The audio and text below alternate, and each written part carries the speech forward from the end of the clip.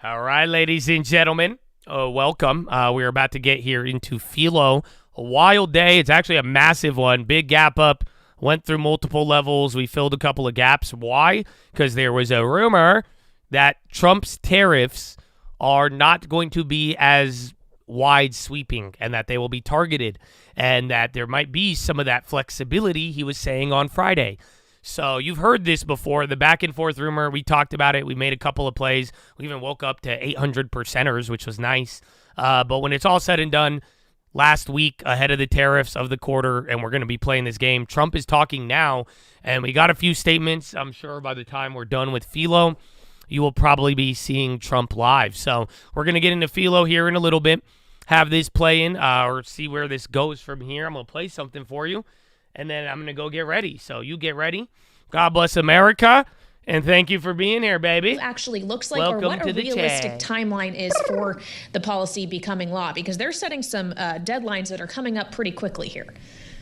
Yeah, look, I mean, the real big deadline is the end of September of this year when those tax breaks lose effect. And as the congressman just mentioned, nothing would be worse for the American public than to have one of the largest tax cuts in history go into effect, October 1st. So everyone's working against that deadline. And there are a lot of things that get in the way, procedures and costing out, and the difference between the House bill and the Senate bill are all going to have to be reconciled before that. And there'll be enormous pressure to dial that forward to before the August recess. As Lindsey Graham has said, he's got to get this Senate package done on reconciliation with all these tax cuts and all the other material aspects of the budget done by then.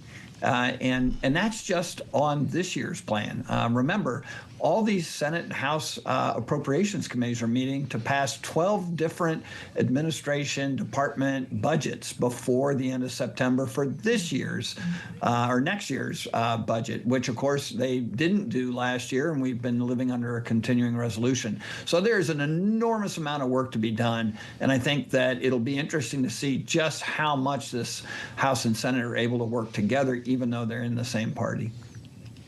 Rick Davis, Jeannie Shanzano, our signature panel, as we now bring you into Donald Trump's cabinet meeting. We just got our hands on this video from the White House. Let's listen to President Trump with the cabinet on Bloomberg TV and radio. Many billions of dollars. They said thank you very much.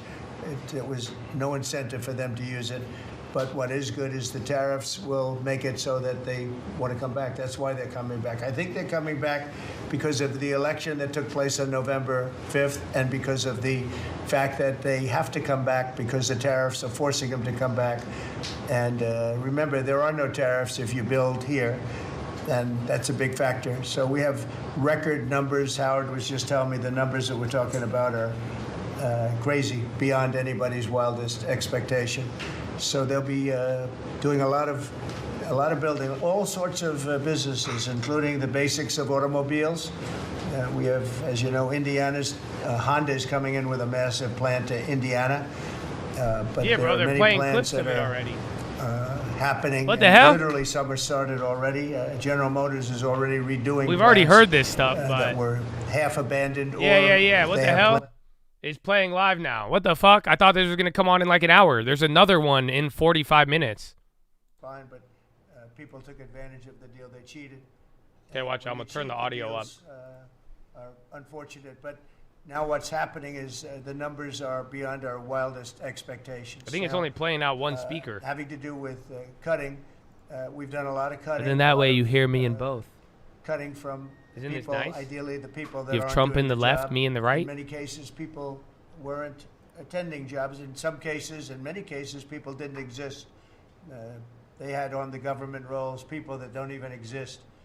But of the ones The that did targeted exist, as terror, you know, they many like didn't brushed come it to off. He work. like said Many something had no without intention saying of coming something. to work. And that's where the Many first were drop paid came and from. working someplace else.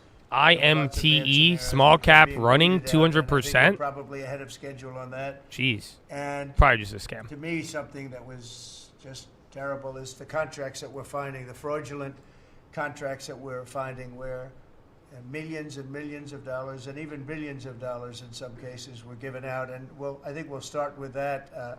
I'd like to start with Doug Burgum, Secretary of the Interior. He told us about a couple of contracts that we have now found when he got there, they saw this with Chris and everybody. Okay, we're gonna delay the believe PHILO it. then a Can you little just bit. Hold relate on. What you told us a little while ago. No, happy to, Mr. President.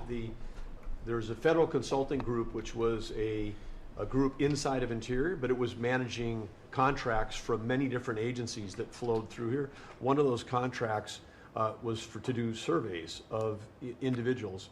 $830 This might be million different. This might for be the surveys. cabinet meeting so part and of the different than question the was, one we actually sent related to surveys, the and then tariffs surveys came back, or and whatever they were talking about with survey was Louisiana. like 8.5 by 11 sheet of paper with 10 questions that anyone's child in junior high could have put together, or AI could have done for free.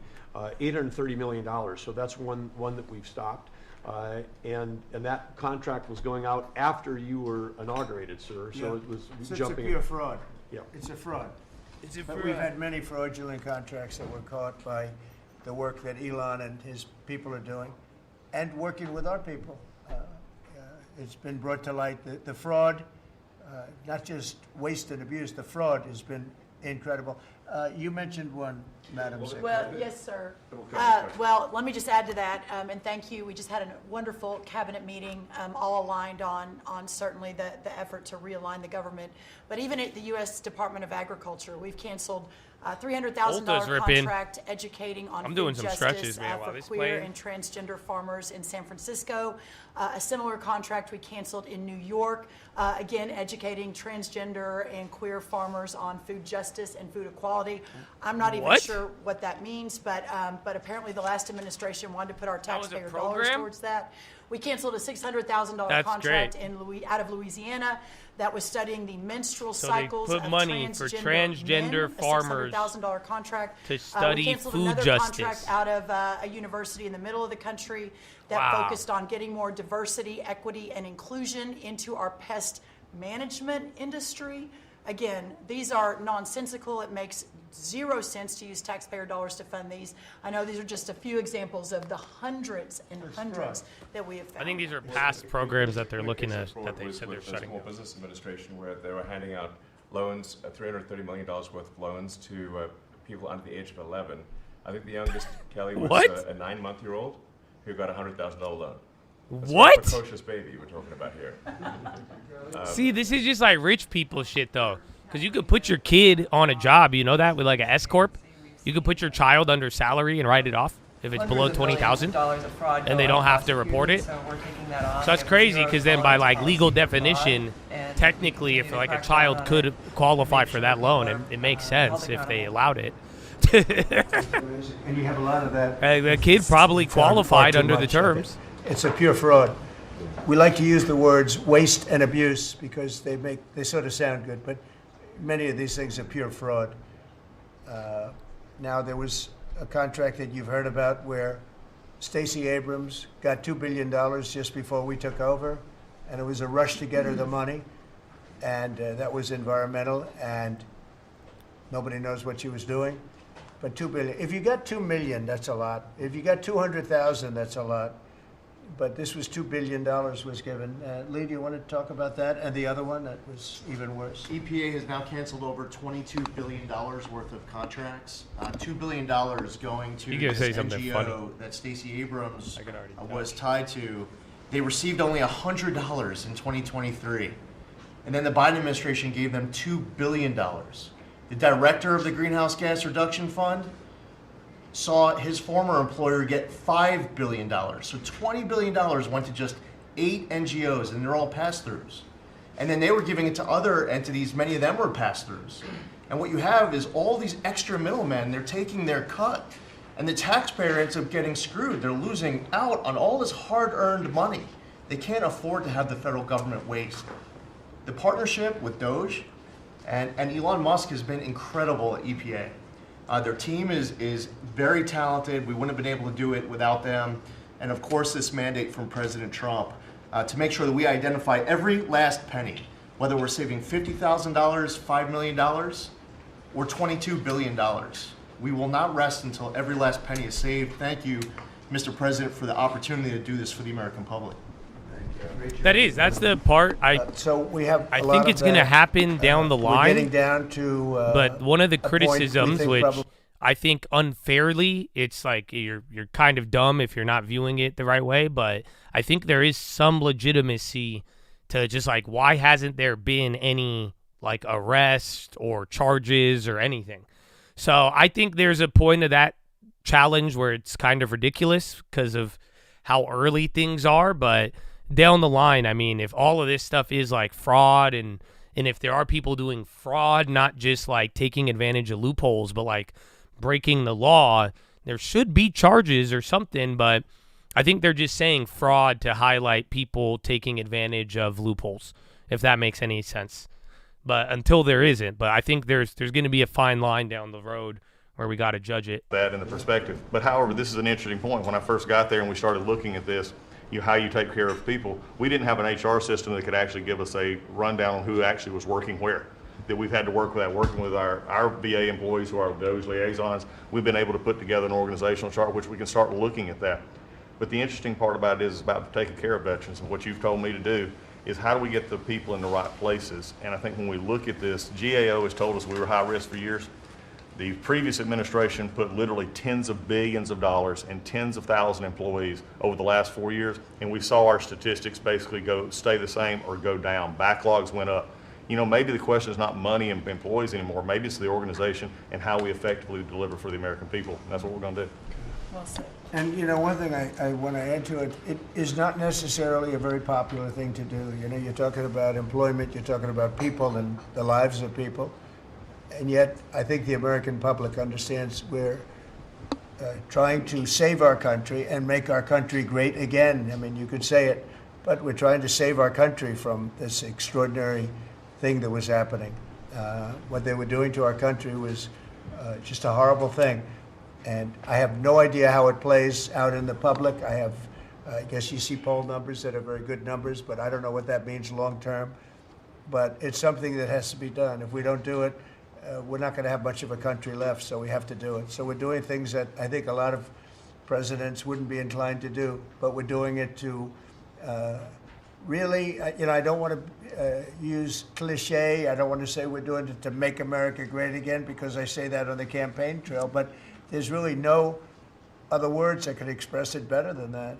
We're doing it to help our country, and our country was riddled with fat, like no country probably anywhere in the world, and we're getting rid of the fat. And yeah, it's kind of like nonprofit shit. I agree. We're going to be bringing in but that's the thing, of though. I very wonder. good, I don't know if they're going to jobs, prosecute or and not. we're going to be taking in a lot of money. Our country's going to be very strong. We've been ripped off by every country in the world, friend and foe. We were well, yeah, that's what I'm saying. To a certain degree, at the time, it was legal. You saw what happened today with Venezuela. just because studying food justice, you may not agree with it. Is it a waste of money? I would say so, but that money was used appropriately per the definition. We already announced steel, as you know, and aluminum. We'll be announcing pharmaceuticals at some point. Yeah, this was I think these are from it, though. I'm confused. We heard these quotes already before. And if we have problems like wars or anything else, we need steel, we need pharmaceuticals. Yo, those puts are lower. A lot of these things. The fuck? That we sort of don't. All right, I'm taking the free put. That's just my money from the other one. I'm out of the free put. We'll be announcing some of these things in the very near future, not the long future, the very near future. And then now they're dead. It'll bring in billions of dollars, billions and billions, and it'll bring in, maybe more importantly, jobs. It'll protect the jobs we have, and it's going to be really I can't tell. Really quite amazing. The same quote as earlier, Chris, did you have and those quotes brought us down, but then they're like, yes, separate Mr. cabinet President, meeting. I want to say think it's the same one. energy is the infrastructure that makes But, our all I country know is run those premiums and just drives got our washed. national security. So The Biden administration level, grew those my premiums will go department, the break Department even. of Energy, They should by be up. 20%. So I'm out of it now. We got to and take expenditure full profit. much more than that, all in an effort to reduce the production of energy in the United States and to make energy more expensive. We are stewards of the American taxpayer dollars, right? That's the job of everyone around this table, led by you. We want to reverse that trajectory and care about every dollar an American taxpayer gives us, and are we using it for the benefit of Americans? Let me tell you one thing, huge growth in expenditures, huge growth in employee count.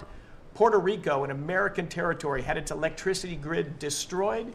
They had billions of dollars in the Department of Energy to help Puerto Rico.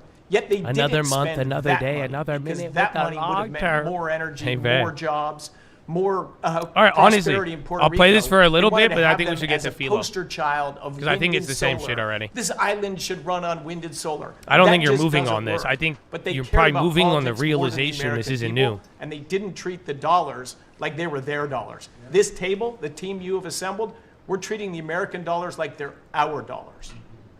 Thank you. You're doing a great job on energy, by the way. We have things happening with great energy job. that will knock your socks off. A really amazing job. Howard, do you want to say a couple of words? Well, Yeah, what and is then so Nick comes exciting in. Is He's gonna April say something 2nd about the is just tariffs. around the corner. Yeah. And that's American Liberation Day. That's the day when the rest of the world starts to treat America with respect.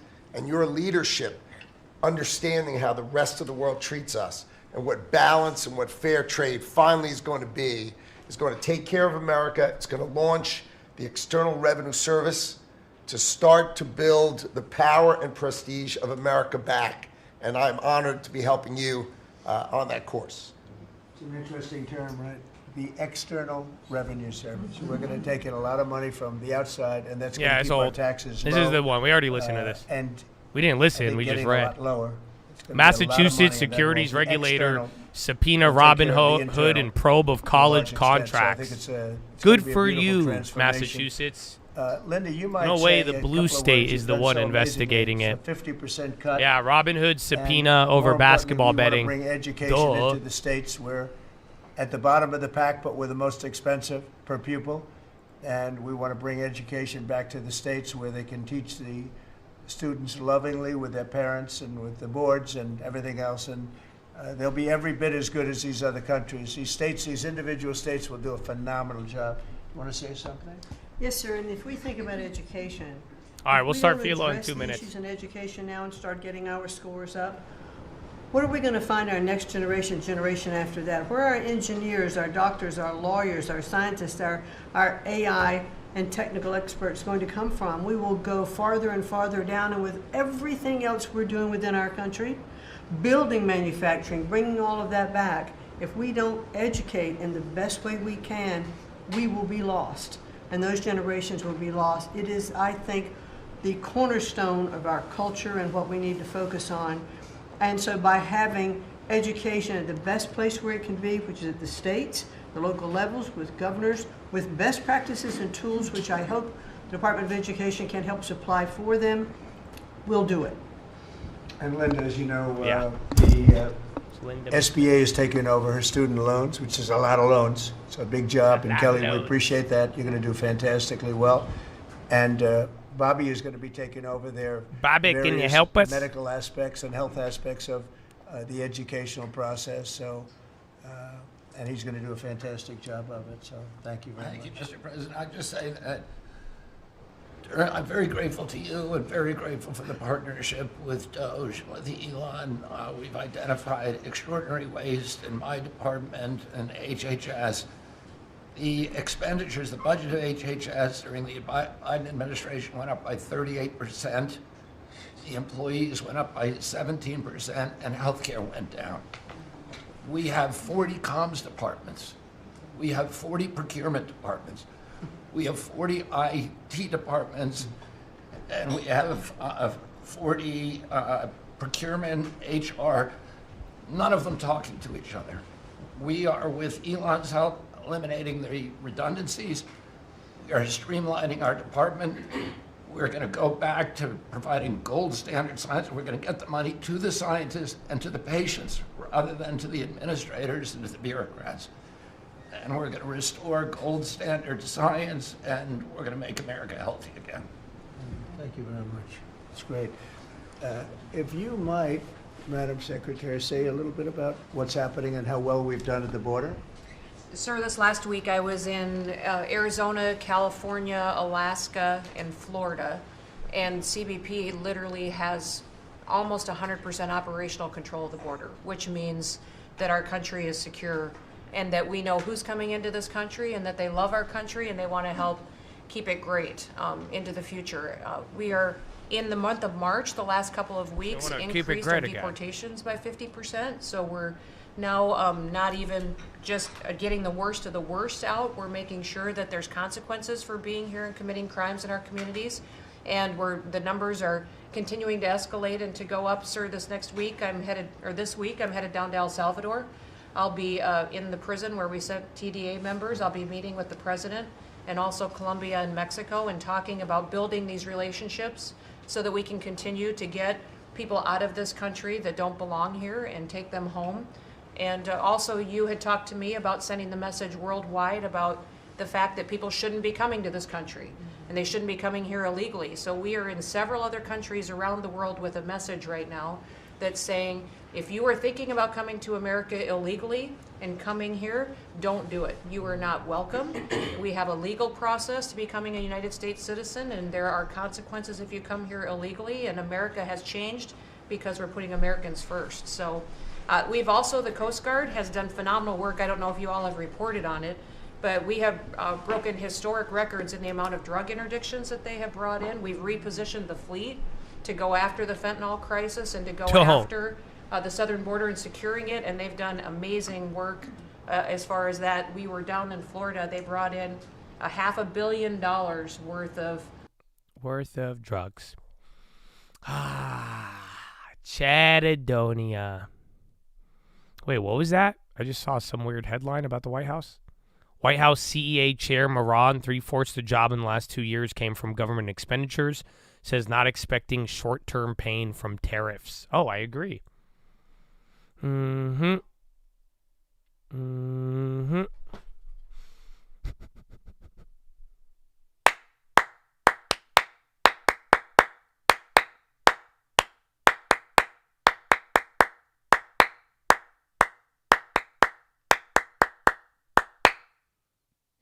Oh, ladies and gentlemen, boys and girls, that was a little weird. We had the timing a little messed up, but I hope you guys are feeling good. I hope you are blessed. It is now time for PHILO. So we're going to talk about life. We're going to talk about God, the devil, and a lot of things. And quite simply, if you're here right now, you chose to be here. Why? Because I put up a lot of barriers from my attitude all the way down to $4.99.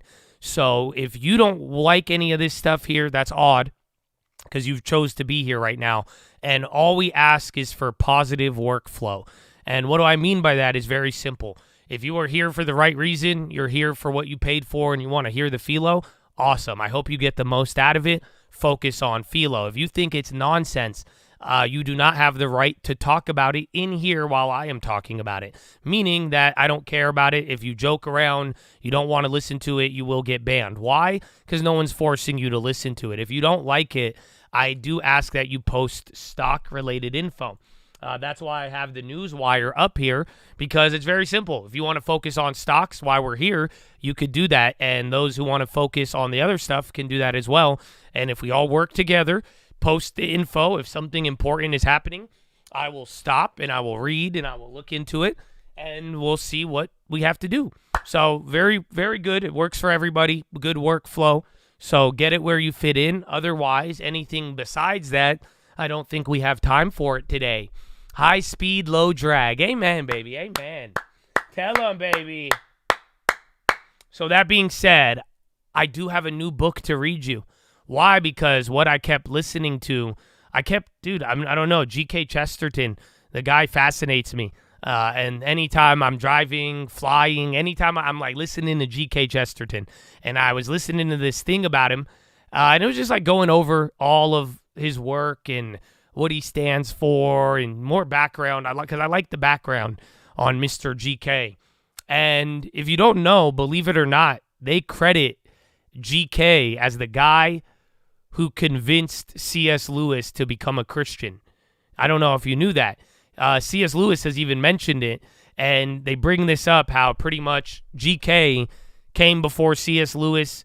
He had the impact or the influence on C.S. Lewis, and that's kind of what pushed C.S. Lewis in the direction. Again, we've read a lot of C.S. Lewis in here. That's what we just finished there with Screw Tape Letters. So it's good, kind of like Warren Buffett, Benjamin Graham, C.S. Lewis, G.K. Chesterton.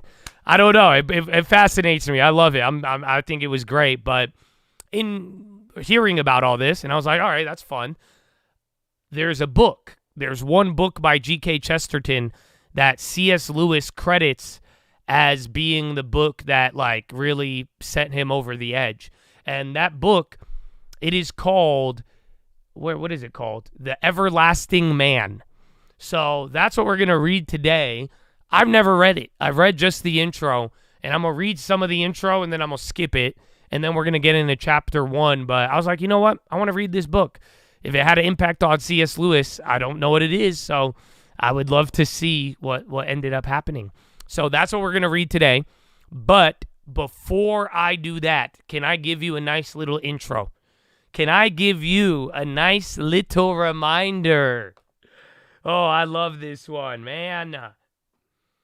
This one, because I had to pull out my my other phone died, and I had to like write down notes on my other phone. And I was like, oh, crap, I had this other note that I wrote a long, long time ago. I think I told you it back in the day. But, yeah, it kind of blew my mind. It was a good reminder. And that's why I'm here to remind you today. Do you guys know that the devil does not know how to respond to you when you say nothing?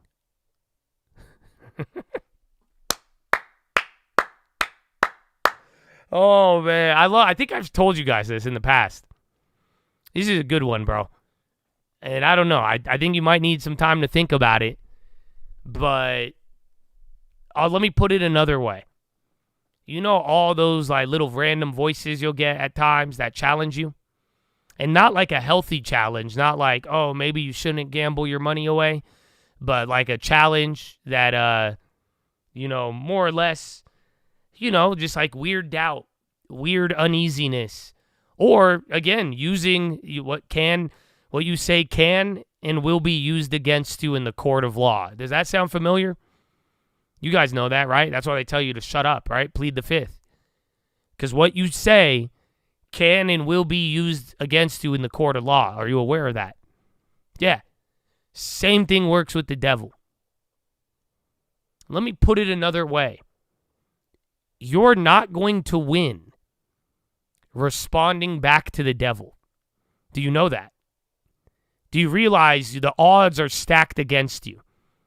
The demon, the devil, asking you questions, that's the point. When the demon starts to question your strength, that's the point. Because when you respond back, your response is probably going to be prideful. When you respond back, your response is probably going to set you up for the next weakness that you're not ready for. Your best response to the devil is finger to the sky. Your best response, you're weak, you're right, I'm strong in my weakness. Peep the book. I hope you get what I'm saying here. Because this is very crucial, man. The devil doesn't know what to do when you don't say anything. What I'm trying to tell you is that they are trained in response. They are not trained in ignoring. Do you not realize most of the problems you get into is because you allowed it? What do I mean by allowed it? You didn't ignore it. Yes or no? How do you wind up into a drug problem?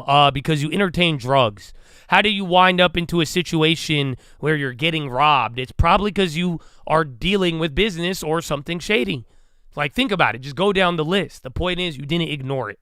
You entertained something. You have free will. The leash got a little longer. You allowed it. You entertained it. That's the beauty and the curse of free will.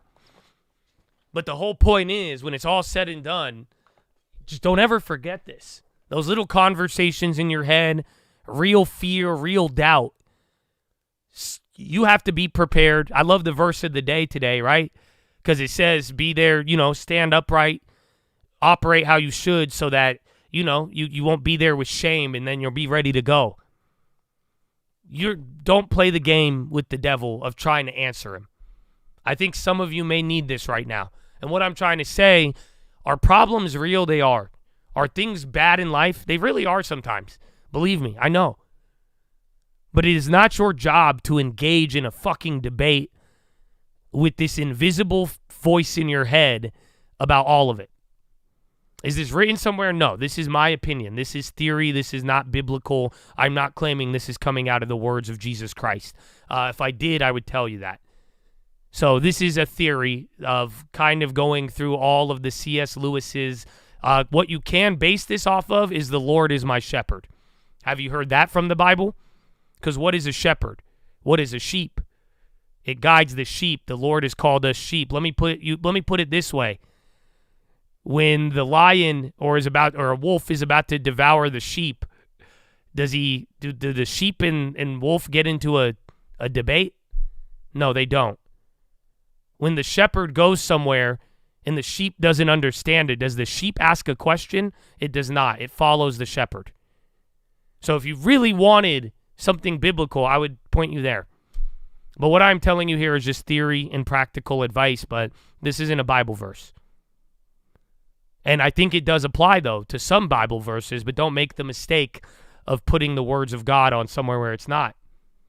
But like I've told you in certain times, my plan of action, when the devil tells me a doubt, when I feel like there is doubt or I feel like there is attack, I don't go towards trying to justify it.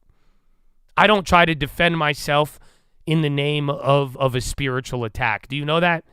When the devil tells me I am weak, I acknowledge it. I don't run away from it. I don't try to debate and respond to these dumbass devils. You know why? Because I am weak. My strength comes from God. It does not come from me. I have nothing to justify to the devil. The Lord will never be able to use you. What you're doing is a waste of time. I'm not going to respond to that question. You know why? Because my Lord does said, I have a plan for you. And he says, I didn't take you this far for no reason. That's Jeremiah, I believe. So again, I could go back to biblical answers, but generally, though, I've learned in my life that I will waste more time, I will not get ahead, and I will be sad by debating with the devil. Yeah, you're going to lose. That's it. You debate with the devil by quoting God, by quoting the Bible. But above all else, even then, some of you may not be ready for that. You may not know the Bible the same way. You may not know some of the truth in writing for thousands of years that you could have on your mind to defend you. I get that. But what I am telling you from a practical standpoint, why are you entertaining these weird-ass conversations? That's not your is it going to get you a win or not? Do you see what I'm saying? Let's cut through the crap. Debating on whether or not you're weak, strong, a waste of time, all these things, unless it is going to lead you to an action plan that gets you to hedge for a win-win, what are you doing? That's a losing battle. It's a waste of time. I hope you guys get it. Why? Because you don't need to put yourself in these negative attitudes. You don't need to deal with it, and you need to be ready for success. You need to be ready to perform and play. That's why I'm saying if you have doubt, your doubt should lead you to an action plan. That's great doubt. That's amazing doubt. But if all you do is have this doubt that gets you going through a philosophical question and answer session to only feel defeated and that there is now friction and pressure that shouldn't exist, no, that's a trap. Don't debate with fools or the devil. You'll lose every time. Yes, 100%. So I thought we should start with that today because I don't know what the week brings, but especially in the market, man, I don't know. That's why sometimes you could have as many debates as you want, but you should know which ones are going to get you there. And then, two, which debates are actually going to change things. Yeah. So amen, baby. Amen. And the answers are already written. So today we're going to be reading, I don't know, do you guys want to read the intro or should we get into the middle of it? Or like chapter 1. So this is called The Everlasting Man by G.K. Chesterton. This is credited as the book that changed C.S. Lewis. So I wanted to read like a couple paragraphs of the intro and then go into the chapter 1. But the intro is 7 pages long. So that means we'll spend the whole day on the intro today. But I think you guys are down for the intro. It does. The intro, I think a couple paragraphs explain it very good. But then GK, bro, he's deep. Like, he's a deep guy. So maybe it will help. All right, let's get into it. And then I'm going to tell you guys a secret today. Are you guys ready? I'm going to change your life right now with books. Okay? Because all of you guys are like, yo, I'm waiting on the book to come into the mail. So here's the beauty. I don't give you guys that fake capitalism. I like it when you guys save money. I'm not trying to tell you to become a producer and a consumer at the same time. And you know what the beauty is? A lot of the stuff I share with you, it is actually in the public domain, meaning that they are so old and so historic, there is not copyright protection on them. Anybody selling you this stuff is because they chose to do it in an artistic manner. That's it. But there is zero claim to any of this content, believe it or not. So I'm going to teach you guys something right now. If I ever give you an old book and you want to read it, all you have to do is type in the book on Google and then PDF at the end of it. That's it. And if you type PDF at the end, if it's in the public domain, a PDF of that book will pop up. So here you go. Here's today's PDF. But yeah, that's what I'm saying. Anything I've read to you, you don't technically need to buy the book. You could read them all for free online. But yeah, if you guys like the physical book and all that, that's all you. But yeah, that's just in case. If you ever want to follow along or you're like, huh? What? Or you're like, oh, I got to wait for the book. You don't got to wait. But if you like the book, then yeah, you will have to wait. But there you go. Yeah, just type PDF at the end. All right, well, we're going to be on chapter 3 of that PDF, or book, or page 3, introduction, the plan of this book.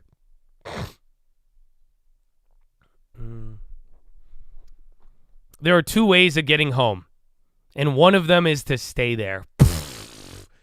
All right, I've already read the intro, but I haven't even read, like, chapter 1, so this is still fresh to me. But damn, son. That right there, I could, come on. There are 2 ways of going home. And one of them is to stay there. I'm going to stop right there. You know why? Because I don't think we understand this. You know why this took me 18 to 21 years of my life to realize it? You know that? That's what it did. I had to leave home before I realized home was the best place. I had to entertain every idea in the world until I realized the ideas I was already presenting were generally in the neighborhood. Some of you are going to have to go through a long-term stock market journey before one day you're going to be like, you know what, maybe Josh was right about that long-term. Bro, the best way of getting home is by never leaving. And I want you guys to really understand this because, can I just tell you something, Chad? Hear me out. This is a Bible verse. I'm going to remix it a little bit, but not to tell you this comes from the mouth of God himself. But, dude, if you ever find something good and you find something truly good and valuable, cling to it and never let go of it. Do you know that? That will change your life if you get this with maturity. Everything. From the woman or man you meet all the way down to businesses and even principles and virtues. When you find a good thing, dude, and it's objectively and clearly good, cling to it and don't let go of it. One of the best pieces of advice, truly. It's how you build your long-term too, if you really think about it. But that right there, unfortunately, it's hard to learn this. Because a lot of us don't realize the best way to go home is to stay there. And that's hard, depending on how you grew up. And I feel. The other is to walk around the whole world till we come back to the same place. And I tried to trace such a journey in a story I once wrote. It is, however, a relief to turn from that topic to another story that I never wrote. Like every book that I never wrote, it's by far the best book I've ever written. It's only too probable that I shall never write it, so I'll use it symbolically here. For it was a symbol of the same truth. I conceived it as a romance of those vast valleys with sloping sides like those along with which the ancient white horses of Wessex are scrawled along the flanks of the hills. It concerned some boy whose farm or cottage stood on such a slope and who went on his travels to find something such as the effigy or the grave of some giant. And when he was far enough from home, he looked back and saw that his own farm and kitchen garden, shining on the hillside like the colors of the quarterings of a shield, were but parts of some gigantic figure on which he had always lived, but which was too large or too close to be seen. That, I think, is the true picture of the progress of really any independent intelligence today, and that is the point of this book. So do you guys get it? He's saying he wrote a book, but he didn't write it, so he'll just imagine that he did write it. But it's the story of the kid who lived on a hill, and then he ventured away from his hill to find a giant or something or evidence of a giant. And then he looks back and he sees off in the distance his house on a hill, and it looks like a giant. Do you get it? It looks shiny, and you can't really tell what the house is, but it wasn't what he thought it wasn't the same view when he left home. The point of this book, in other words, is that the next best thing to being really inside Christendom is to be really outside of it. And a particular point of that is that the popular critics of Christianity are not really outside of it. They are on a debatable ground in every sense of the term. They are doubtful in their very doubts. Their criticism has taken on a curious tone, as of a random and illiterate heckling. This they make current in anti-clerical cant as sort of small talk. They will complain of parsons dressing like parsons, as if we should be any more free if all police who shadowed or collared us were plainclothes detectives. Or they'll complain that a sermon cannot be interrupted and then call a pulpit a coward's castle, though they do not call an editor's office a coward's castle.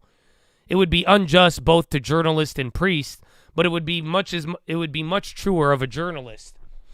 The clergyman appears in person and can easily be kicked as if he came out of the church. The journalist conceals even his name so that nobody could kick him.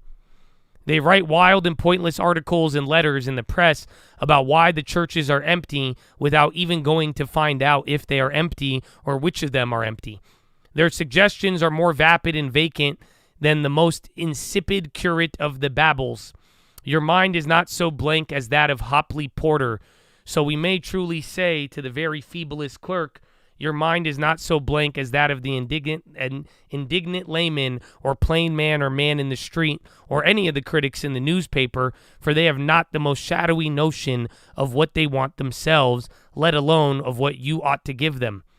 They will suddenly turn round and revel the church for not having prevented the war, which they themselves did not want to prevent, and which nobody had ever professed to be able to prevent, except some of that very school of progressive and cosmopolitan skeptics who are the chief enemies of the church. It was the anti-clerical and agnostic world that was always prophesizing the advent of universal peace. It is the world that was, or should have been, abashed and confounded by the advent of universal war. As for the general view that church was discredited by war, they might as well say that the ark was discredited by the flood. When the world goes wrong, it proves rather that the church is right. The church is justified not because her children do not sin, but because they do. But that marks their mood about their whole religious tradition. They are in a state of reaction against it. It is well with the boy when he lives on his father's land, and well within him again when he is far enough to look back on it and see it as a whole. But the people who have gotten an intermediate state have fallen into an intervening valley from which they cannot see neither the heights beyond them nor the heights behind it.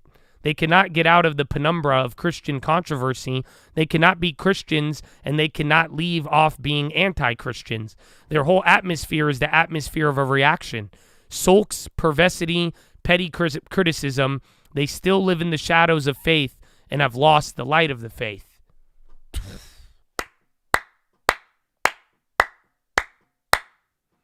I don't know if you get it. I don't know if y'all really get it. He's literally pooping on all the critics of Christianity because he's saying you haven't gone far enough away from it to look back at it like the boy who wanders away from home. He's saying when you agree with it in one area and then criticize it on the same logic, it doesn't make sense. He's saying most of these critics are stuck in the valley where you have wandered away from home, but guess what? You didn't wander away far enough to see what it really looks like when you turn back. That's crazy, bro. You don't believe me? This is what I've been telling you this whole time. What have I kept reminding all of you? Go forward, go back. Do anything but stay in the middle. You know why? You won't understand things. You won't even understand me. If you succeed or fail, you'll understand me. If you stay stuck in this valley where you can't even look back and get a real image of what's going on, I can't help you. Nobody can. Oh, dude, this is crazy. Again, he said the boy who always wanted to go away from home wanders off, and if he wanders off far enough and looks back, even his own home will look like a giant. But the man who wanders looking for this but doesn't really investigate it, you know, you leave home, but you don't go far enough to discover truly a new land. You get stuck in this valley, you don't even see what's behind you.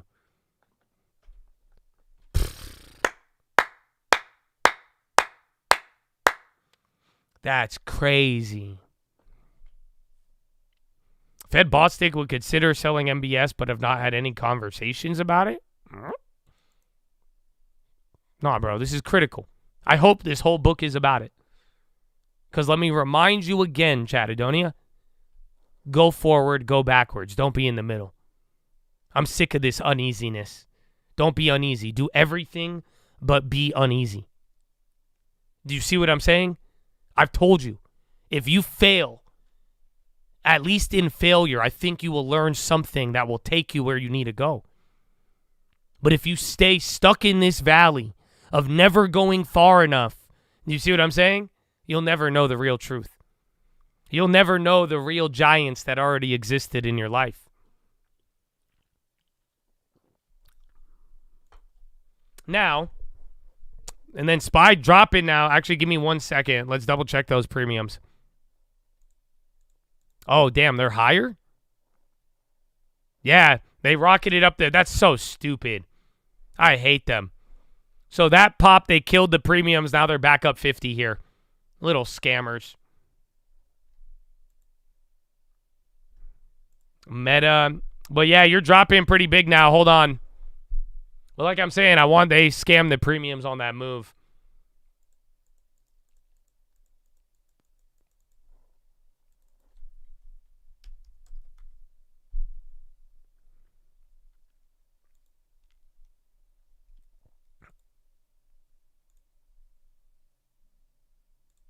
Ooh.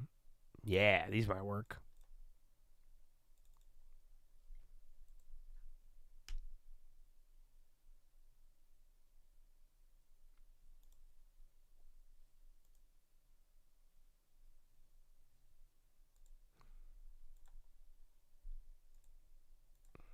All right, I made a different play. It's not SPY. But this one's going to be a hold. It's not going to be a daily unless it goes up.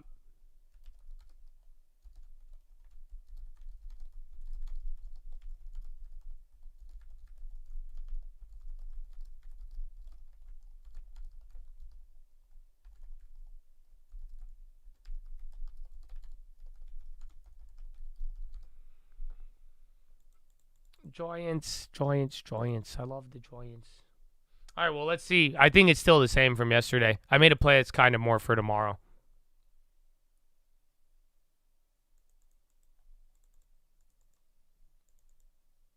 The question is, how do you know when you've wandered away from home?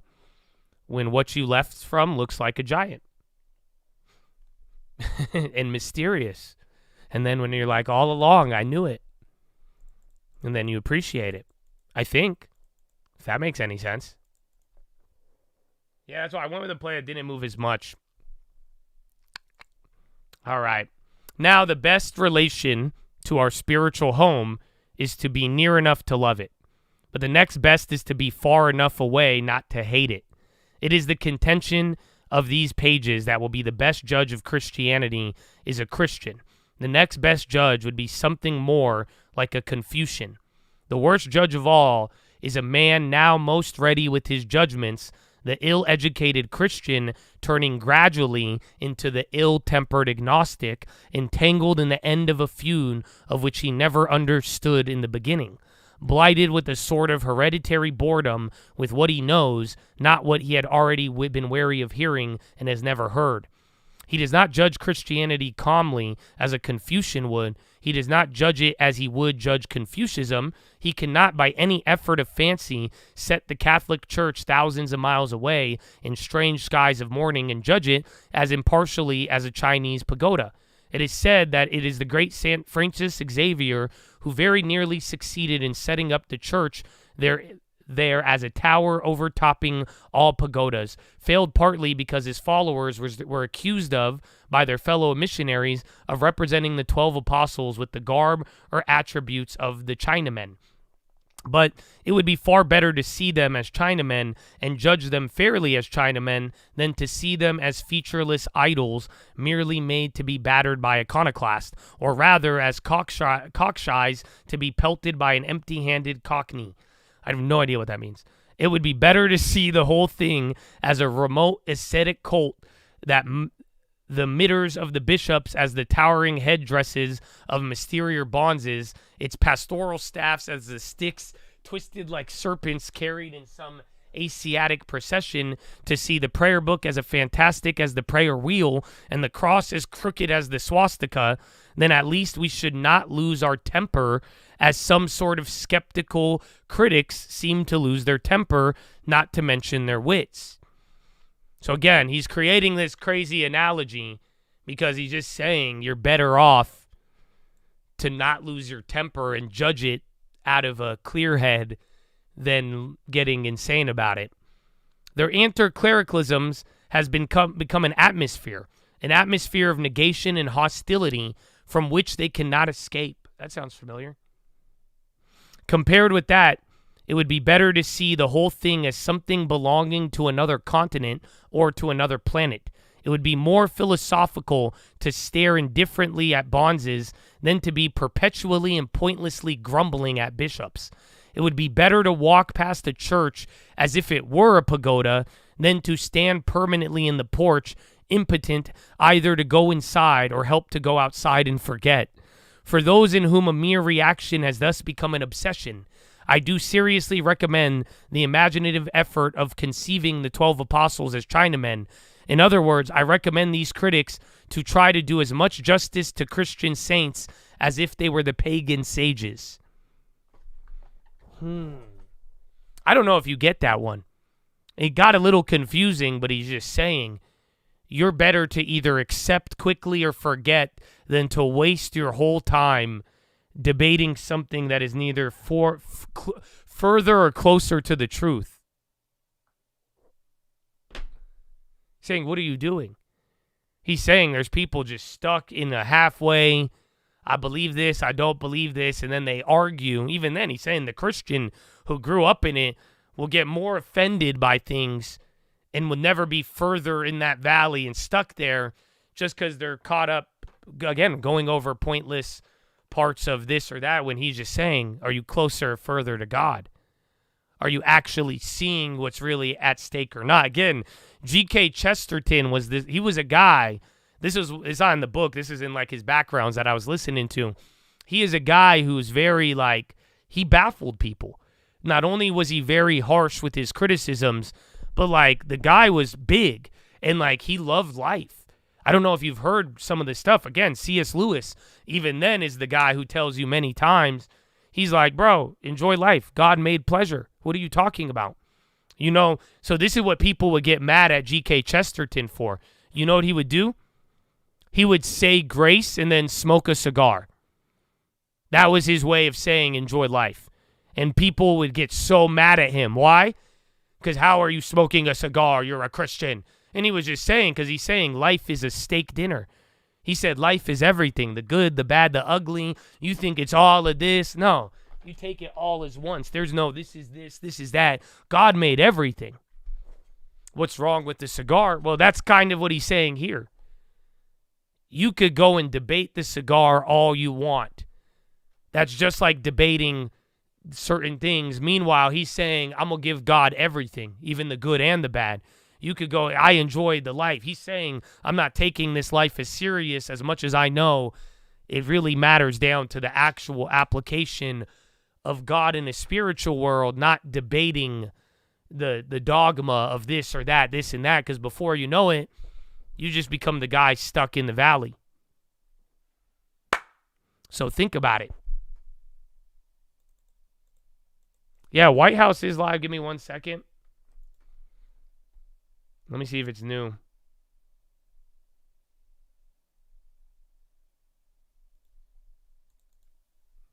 Oh, it's not live yet, so let's try to finish this.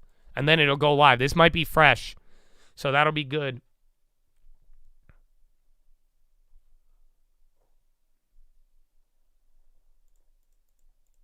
You think moderation matters? I don't. I think all that matters is if you are actually not getting caught up in the mental back and forth.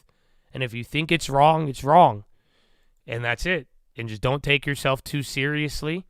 And I just get, don't be the guy who goes just a little bit from home and then just spends his whole life debating it. That's it. That's what this was saying. He's saying, man, the worst man. You don't want the person to be turned into an ill-tempered agnostic, just having these debates in the valley. That's why he's saying it would just be, I don't care if it got misrepresented. It would be better that the kingdom of God in some sense was actually taken care of. If people didn't want to build a church because they were scared of it looking like a China church, that's a problem. That's what he's saying. He's saying you're not far enough away or close enough from home if all you care about is how it looks.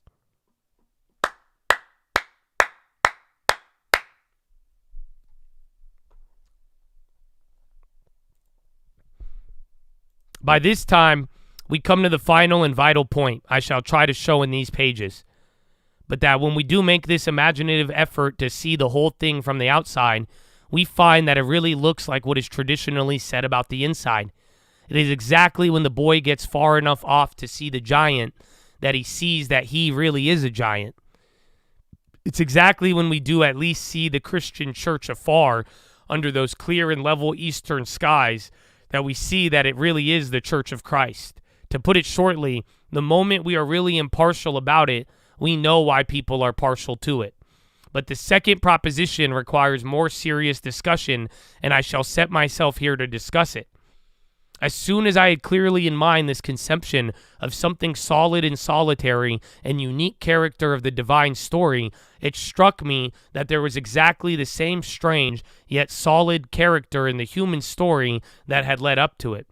Because the human story also had a root that was divine. I mean, just as the church seems to grow more remarkable when it is fairly compared with the common religious life of mankind, so mankind itself seems to grow more remarkable when we compare it with the common life of nature. And I've noticed that most modern history is driven to something like sophistry, first to soften the sharp transition from animals to men, and then to soften the sharp transition from heathens to Christians. Now, the more we really read in a realistic spirit of those two transitions, the sharper we will find them to be. It is because the critics are not detached that they do not see the detachment. It is because they are not looking at things in a dry light that they cannot see the difference between black and white. It is because they are on a particular mood of reaction and revolt that they have a motive for making out all the white is dirty gray and that all the black is not as black as painted. I do not say they are not human excuses for their revolt. I do not say it is not in some way sympathetic. What I say is that it's not in any way scientific. Any iconoclast may be indignant. Any iconoclast may be justly indignant. Hold on, what's that VVPR? I have that there. Spy's coming down a little bit. I'm not impartial. Any iconoclast may just be justly indignant, but an iconoclast is not impartial. And it is stark hypocrisy to pretend that 9/10 of the higher critics and scientific evolutionists and professors of comparative religion are in the least impartial. Why should they be impartial? What is being impartial when the whole world is at war and when whether one thing is devouring superstition or divine hope? I do not pretend to be impartial in the sense that the final act of faith fixes a man's mind because it satisfies his mind, but I do profess to be a great deal more impartial than they are, in sense that I can tell the story fairly with some sort of imaginative justice to all sides, and they cannot. I do profess to be impartial in the sense that I should be ashamed to talk such nonsense about the Lama of Tibet as they do the Pope of Rome, or to have some little sympathy with Julian the Apostate as they have with the Society of Jesus. They are not impartial. They never been by any chance hold the historical scales even. And above all, they are not impartial upon the point of evolution and transition. They suggest everywhere that gray gradations of twilight because they believe it is the twilight of the gods. I propose to maintain that whether or not it's the twilight of the gods, it's not the daylight of men. Oh! Amen, bro. This is why I respect G.K. Chesterton. This is why I respect C.S. Lewis. This is why I'm drawn to these figures. I don't know if you guys realize it, because I agree with him. I like the people that could shit on every side. You know why? Because although they may be partial and you know where their bias will come from, they could tell the story fairly. I want that. I think some of you respect me for that, because that is the key. That's what he's saying here. Even in your criticism of the house on the hill, you have not gotten away far enough from the house on hill to be impartial about it. You're debating something you didn't even understand from the beginning. You have to get further away from it. But no, this is it. I'm telling you, bro, this is the key. How come a book written 100 years ago in the public domain of copyright, why does it sound like it was written last month? Why are these scientists and all these people we look up to and the great leaders of journalism, why are they not impartial? We all have our bias. I have my bias. My bias is towards God and people. You know where but I could still tell. I'll be like, hey, that looks a little sketchy. Again, I could argue, I could give you a criticism of Jesus Christ better than any critic has ever gave me a criticism of Jesus Christ. You know why? Because they're not impartial enough. I'm impartial enough, I could tell you the ridiculous stuff about the Bible. That's why I could laugh a little bit about the comment Sky Daddy. Because although I could criticize this invisible being and I understand your criticism, I still know what I think is the truth. But it doesn't mean my truth gets me to say, no. You can't say Sky Daddy. No. No, that's not, because that's just reality. Any real independent thinker, anybody who really values truth, who is willing to leave home and go far enough away to discover the truth, impartiality is part of it. And I'll tell you right now, if you are missing being impartial, you'll get eliminated from the market. You know why? Look, all of it. This is a skill for the market, whether you realize it or not. I hope you all get it. Because that's what he's saying. He's saying you got to get in depth. He's saying you could criticize better and understand the truth more if you weren't so partial about it. That's the big key. Because he's saying you got to go deep enough to realize. He's saying once you go outside, you'll realize the view is kind of inside, and vice versa. What's the problem? I think it's true. I think most people haven't gotten deep enough. You haven't gone further away from home. I think some people they don't like, but you have to go further. But playing this weird partiality off of logics that don't make sense. That's why he started with these. Like, how come you criticize the pastor for not dressing up, but then you criticize him if he dresses up too much? Right? You call him a coward, but then if he's not a coward, you say he's being that doesn't live up to the standard. You're not far enough away from it. Because you're still trying to react and uphold the standard at the same time. It doesn't make sense. I maintain then that when brought out into the daylight, these two things look altogether strange and unique, and that it's only the false twilight of an imaginary period of transition that they can be made to look at least like anything else. The first of these creatures called man, and the second is the man called Christ. I've therefore divided this book into two parts. The former being a sketch of the main adventure of the human race insofar as it remained heathen, and the second as a summary of the real difference that was made by it becoming Christian. Both motives necessitate a certain method, a method which is not very easy to manage, and perhaps even very easy to define or defend. In order to strike, it is the only sane or possible sense, the note of impartiality. It is necessary to touch the nerve of novelty. I mean that in one sense we see things fairly when we see them first. That I may remark in passing is why children generally have very difficulty about the dogmas of the church, but the church being a highly practical thing for working and fighting is necessarily a thing for men and not merely for children. There must be in it, for working purposes, a great deal of tradition or familiarity and even of a routine. So long as its fundamentals are sincerely felt, this may even be the saner condition. But when the fundamentals are doubted, as at present, we must try to recover the candor and the wonder of the child, the unspoilt realism and objectivity of innocence. Or if we cannot do that, we must try at least to shake off the cloud of mere custom and see the things as anew, if only by seeing it as unnatural. Things that may be familiar so long as familiarity breeds affection has much better become unfamiliar when familiarity breeds contempt.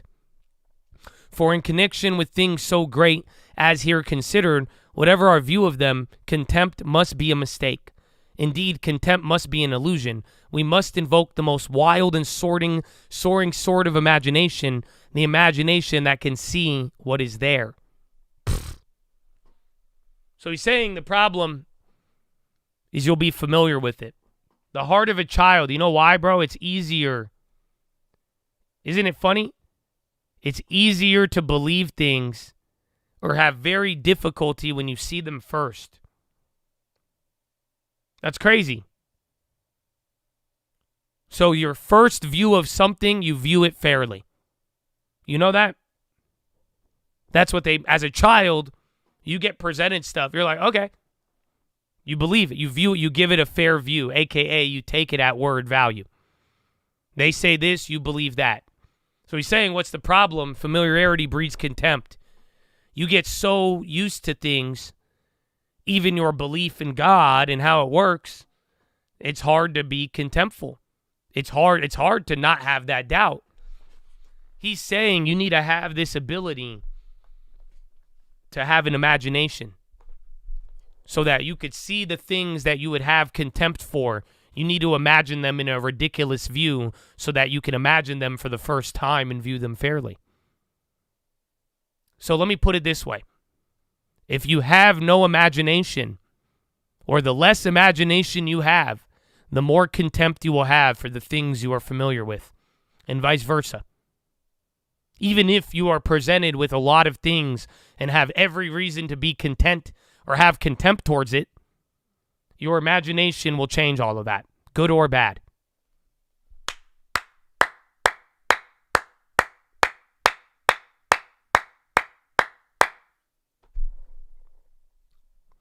The only way to suggest the point is by an example of something. Indeed, almost anything that has been considered beautiful or wonderful. George Wyndham once told me that he had once seen the first aeroplanes rise for the first time, and it was very wonderful, but not so wonderful as a horse allowing a man to ride him. Somebody else has said that a fine man on a horse is the noblest bodily object in the world. Now, so long as people feel this in the right way, all is well. The first and best way of appreciating it is to come of people with a tradition of treating animals properly, of men in the right relation to horses. A boy who remembers his father who rode a horse, who rode it well and treated it well, will know that the relation can be satisfactory and will be satisfied. He will be all the more indignant at the ill treatment of horses because he knows how they ought to be treated. But he will see nothing but what is normal in a man riding a horse. He will not listen to a great modern philosopher who explains to him that the horse ought to be riding on the man. He will not pursue the pessimist fancy of Swift and say that men must be despised as monkeys and horses worshipped as gods. And horse and man together making an image that is to him human and civilized, it will be easy, as if it were, to lift horse and man together into something heroic or symbolically, like a vision of St. George riding in the clouds. The fable of the winged horse will not be wholly unnatural to him, and he will know why Arostio set many a Christian heroes in such a airy saddle and made him the rider of the sky. For the horse has really been lifted up along the man in the wildest fashion of the very word, and we use them as we speak of chivalry. The very name of the horse has been given to the highest mood of the moment of the man, so that we might always say that the handsomest compliments to a man is to call him a horse. But if a man has gotten into a mood which he is not able to feel this sort of wonder, then his cure must begin right at the other end. We must now suppose that he has drifted into a dull mood, in which somebody sitting on a horse means no more than somebody sitting in a chair. The wonder of which Wyndham spoke, the beauty that made the thing seem an equestrian statue, the meaning of the more chivalric horseman may have become to him merely a convention and a bore. Perhaps they have been merely a fashion. Perhaps they have gone out of fashion. Perhaps they have been talked about too much or talked about the wrong way. Perhaps it was difficult to care for horses without the horrible risk of being horsey. Anyhow, he has gotten to a condition where he cares no more for a horse than for a towel horse. His grandfather's charge at Baklava seems to him as dull and dusty as the album containing such family portraits. Such a person has not really become enlightened about the album. On the contrary, he has only become blind with the dust. But when he has reached out that degree of blindness, he will not be able to look at a horse or a horseman at all until he has seen the whole thing as entirely unfamiliar and almost unearthly. I love that. Don't be blind by the dust. Don't let familiarity blind you to important things.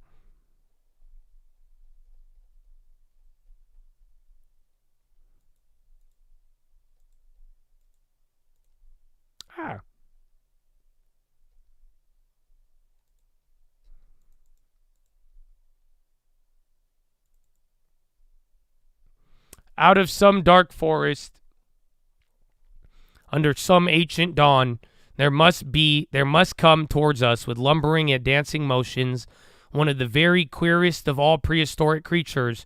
We must see for the first time the strangely small head set on a neck not only longer but thicker than itself, as the face of a gargoyle is thrust out upon a gutter spout, the one disproportionate crest of hair running along the ridge of that heavy neck, and the beard in the wrong way, so that the true fear is to be found in showing not the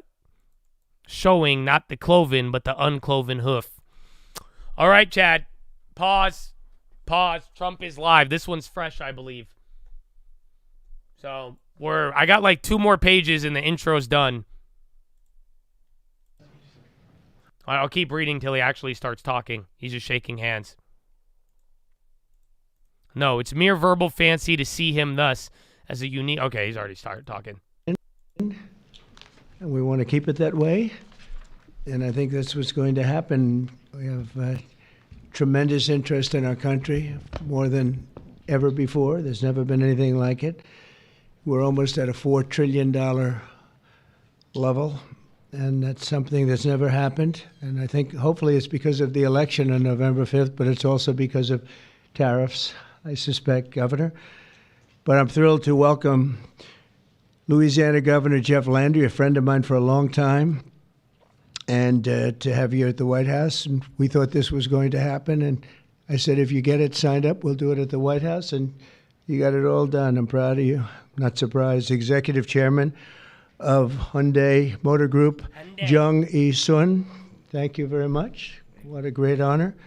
Vice Chairman Jay Chang. We'll either finish it or he might call it there for PHILO. Hyundai Steel President. I only got 2 more pages, Gang Hyun. Yeah, this is fresh. I just have to play it because I'm telling you. That's big stuff. If he says anything live, we can make some money. And former Ambassador Sung Kim. Thank you very much. Great honor to have all of you. You don't need to sell the news. Also, you just these listen to what names he's are saying. much less difficult for me. This is live, so we don't have anything on it. I think we got them right.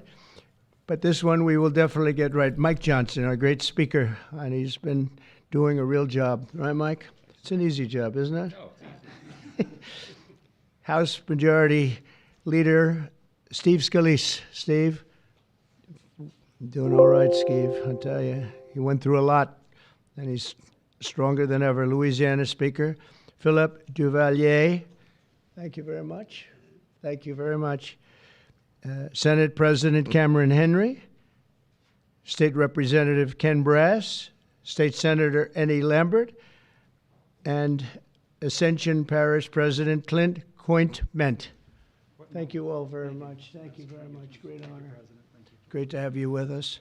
Today we're delighted to report that Hyundai is announcing a major $5.8 billion investment in American manufacturing.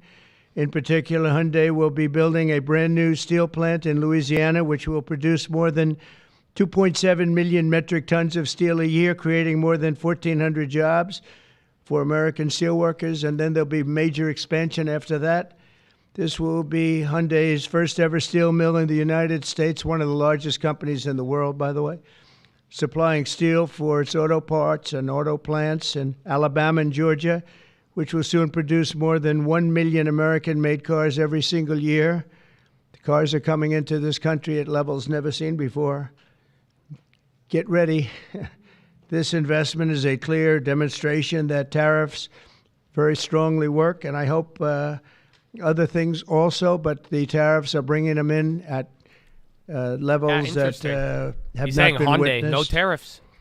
Hyundai will be producing steel in America and making its cars in America, and as a result, they'll not have to pay any tariffs. You know, there are no tariffs if you make your product in America, so it's something that's why so many people are coming. As you know, we have from Taiwan, the biggest chip manufacturer in the world, is coming in with $200 billion, and we have a lot of people coming and plants coming and companies coming that never would have been here, never would have even thought about it. The new steel plant in Louisiana is part of an even larger $21 billion investment Hyundai will be making in the United States over the next couple of years. The company will also be massively increasing its auto manufacturing in Georgia and investing billions of dollars in advanced American technology companies. And what I'd like to do is I'd like to ask the executive chairman to say a few words, and it's a great honor to have Hyundai, a truly great company. Thank you very much. Thank you very much.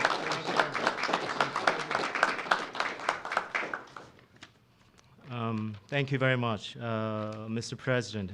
Thank you for giving me this opportunity to speak here today, and thank you for the invitation. And congratulations on the remarkable start to your new term. It's been good. All right. Great. So Hyundai Motor entered the Hyundai, US, I don't think it's public. I think it's foreign. Since then, we have invested over $20 billion and now support more than 570,000 American jobs across all 15 Asian states. Today, I'm pleased to announce an additional $21 billion in a new investment over the next 4 years, our largest U.S. invest ever. A key part of this commitment is our $6 billion investment to strengthen the U.S. supply chain from steel and parts to automobiles. We are especially excited about Hyundai Steel's multi-billion investment in a new facility in Louisiana, which will create 1,300 American jobs and serve as the foundation for a more self-reliant and secure automotive supply chain in the U.S. To mark this milestone, we are honored to visit President Trump alongside Governor Landry and Speaker Johnson and Leader Scalise, deepening our partnership with the United States and reinforcing our shared vision for American industrial leadership. And this week, we are also proud to open our new $8 billion auto plant in Georgia. With this, our U.S. vehicle production will exceed 1 million units per year, as President mentioned. Our decision to invest in Savannah, Georgia, creating more than 8,500 American jobs, was initiated during my meeting with President Trump in Seoul in 2019. That's right. Yeah, and after that, 2020 in Davos, I mentioned about the new plant. So American Jobs was initiated during at the time. Now, as we proudly mark the completion of this transformative project, coincides with the beginning of President Trump's second term, making this moment even more special. Thank you. Yeah. Furthermore, HMG will purchase $3 billion worth of U.S. LNG to support America's energy industry and enhance our energy security. All of these efforts will accelerate the localization of our supply chain in the U.S., expand our operations, and grow our American workforce. With your leadership, Mr. President, Hyundai Motor Group is proud to be a stronger partner in America's industrial future. I'd like to personally invite you to visit one of our state-of-the-art manufacturing facility and see firsthand our commitment to the United States and our American workers. Right. So thank you to our American partners and employees and communities. We are really proud to stand with you and proud to build the future together. Thank you. Well, thank you very much. Yeah, you might be a dud. We ain't hearing nothing. This is what we were guessing, maybe but yeah. we have our great speaker, and we have two very good friends, Mike and Steve, and you come from a certain state that we're talking about right now that we love, and I've done very well there. I've always won by a lot. I love that state, so I was happy to hear about it. That's why I said, come on over. But Mike, would you and Steve like to say a few words, Sure. please? MPW woke up. Thank you, Mr. President. We're excited. It was mentioned earlier what a great start we've had to your second term, and we're just getting started. Everyone should know that. There'll be more of this because it's the policies that are bringing about the great growth, and it's about leadership. And we have a strong new leader back in the White House, and it makes a big difference because everybody around the world is seeing that, and everyone around the country is applauding it. We were on district work period last week, and Steve Scalise and I and our colleagues were traveling around the country doing campaign events, raising money, doing all the things that are necessary to ensure that we keep the House majority for the Republican Party. And I'll just tell you, I was in multiple states over the last week, and everywhere I went, Mr. President, people are excited. There's this great sense of relief, almost euphoria out there, because they know that America's back. This is the America First agenda. We're so grateful for these great friends with Hyundai to invest in Louisiana. We have extraordinary leadership on the state level, and leadership makes a big difference. We're so grateful to be a part of this. We want to tell you all this is a great investment in Louisiana and in America. More to come. Thank you so much. Steve? Well, thank you again, Mr. President, for opening up the White House to this great group. Governor Landry has brought the same kind of energy to the governor's mansion in Louisiana that President Trump has brought to the nation in the White House. Some people marvel at President Trump's stamina. Over the weekend, both Saturday and Sunday, we spoke by phone on some different legislative initiatives that we're working on with Speaker Johnson to continue moving the agenda forward. Those very things that President Trump ran on, he's delivering for the American people. And this announcement by Hyundai is one more example of how that agenda that President Trump ran on to make America first again is working for the American people. When you talk about 1,300 plus really good jobs in Louisiana, those are all American workers. That's billions of investment coming in from Hyundai into the United States that would not have been here without President Trump's leadership. And I think people know that, they see it. It's been a long time coming, but we applaud the work that Hyundai is doing with Governor Landry to come to our state. But for President Trump, we're seeing this all across the nation, and we're just getting started. A lot more to come, Mr. President. That's very nice. Thank you. Thank you very much. Do you have any questions, please? Yeah, please. The size of the investment, partly because of tariffs. On April 2nd, the reciprocal tariffs will go into effect. Is it truly reciprocal? Are there some countries that might get a break or some sectors that might get a break? Well, I may give a lot of countries breaks, but it's reciprocal, but we might be even nicer than that. We've been very nice to a lot of countries for a long time, but I call it Liberation Day. April 2nd is Liberation Day. But today, as you know, we did something with respect to Venezuela. You heard about that. And that will be quite important. We'll be announcing some additional tariffs over the next few days. Well, there you go. Having to do with automobiles, cars, and having also to do a little bit with lumber down the road. Lumber. So dailies are going to be way cheaper. The other ones aren't bad, though. Companies coming They're just up back. 700%. They're already coming back without even doing it. So it's been very good. But we'll be announcing some others. But for the most part, April 2nd will be a big day. That'll be Reciprocal Day. And we'll be bringing some of the money back that's been taken from us. Let's be nice by using the word taken. I don't want to use a stronger word because these guys are professional politicians, and they don't like to hear those words. Because again, I grabbed the head I refuse to use the word stolen that from just us. popped them up by 20 or 30, but you got a little bit more. Oh, it happened. Well, the European Union lowered their tariffs to 2.5%. We were only at 2.5% for cars, which is very low. And as you honestly, though, the good part is, so here's the thing, it might either get more of a pop, that's why I go with the cheap ones. Many times are surprised to 2.5%. But then the whole other point is that you're going to get, what's it called? I don't know that I expect that. It's up to them. The other point is that this is confirming kind of the rumor from the morning. So you already gapped up off of it, but at least you know it's there. Yeah, contracts already getting wide. Had been discussing very sensitive material through Signal and included an Atlantic reporter for that. What is your response to that? I don't know anything about it. I'm not a big fan of the Atlantic. To me, it's a magazine that's going out of business. I think it's not much of a magazine, but I know nothing about it. You're saying that they had what? They were using Signal to coordinate on sensitive materials and having to do with what? Having to do with what? What were they talking about? With the Houthis. The Houthis? You mean the attack on the Houthis?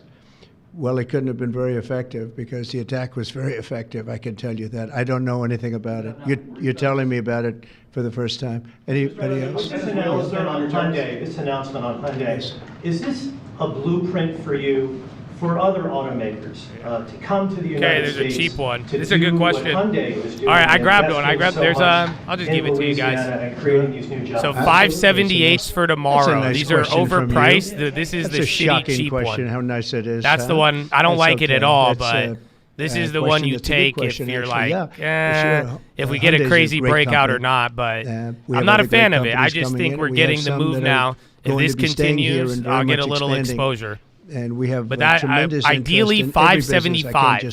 That's the other sweet automobiles spot. But those are 115 a pop. This is the beginning of so 575 is legit if you got the budget. Otherwise, if you're not confident, it already popped up 30%. So you're missing out on it. So then 578 pretty much is the billion. spot. But we're well into the $3 and $4 trillion mark, which has never happened to our country before. I didn't. What it really means is now it's jobs. coming out. My bad. We care about Battle Boy's birthday! Quality and quality of life and safety and security, but we care about jobs. And they're going to have a lot. We have a lot of people coming in. Oh, no fucking way. God bless you, Battleborn.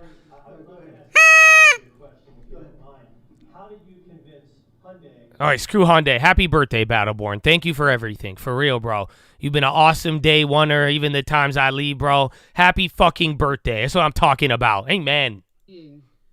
The America First policy in action, right? It's not just promises; it's about action. And not only and I appreciate their patience they just all popped. Last year, many of these legislators, the Speaker and the Senate President, we worked on making Louisiana as friendly for business as the president is making America. We worked on public safety. We worked on education reform, which the president's been working on. We worked on tax reform, historic tax reform. And what I can tell you is to echo what the president said. In Louisiana right now, the monies are up 20% now. Near the money's up 10, $50 billion worth of construction projects going on in Louisiana. That is a record, Mr. President. It has never happened under any other president, under any other administration. And I can only look at the leadership that he has brought, not only to the White House, but to the world as well. And so to have these executives come here and say, hey, we want to invest well, Jeffrey, I love you and you're amazing, but you flex way too much without posting plays. Jobs being offshored rather than onshored. And today's announcement is exactly that. This is a message. Don't flex on the Chads if you ain't going to bring it to them. This president and their governors out there care about the American worker.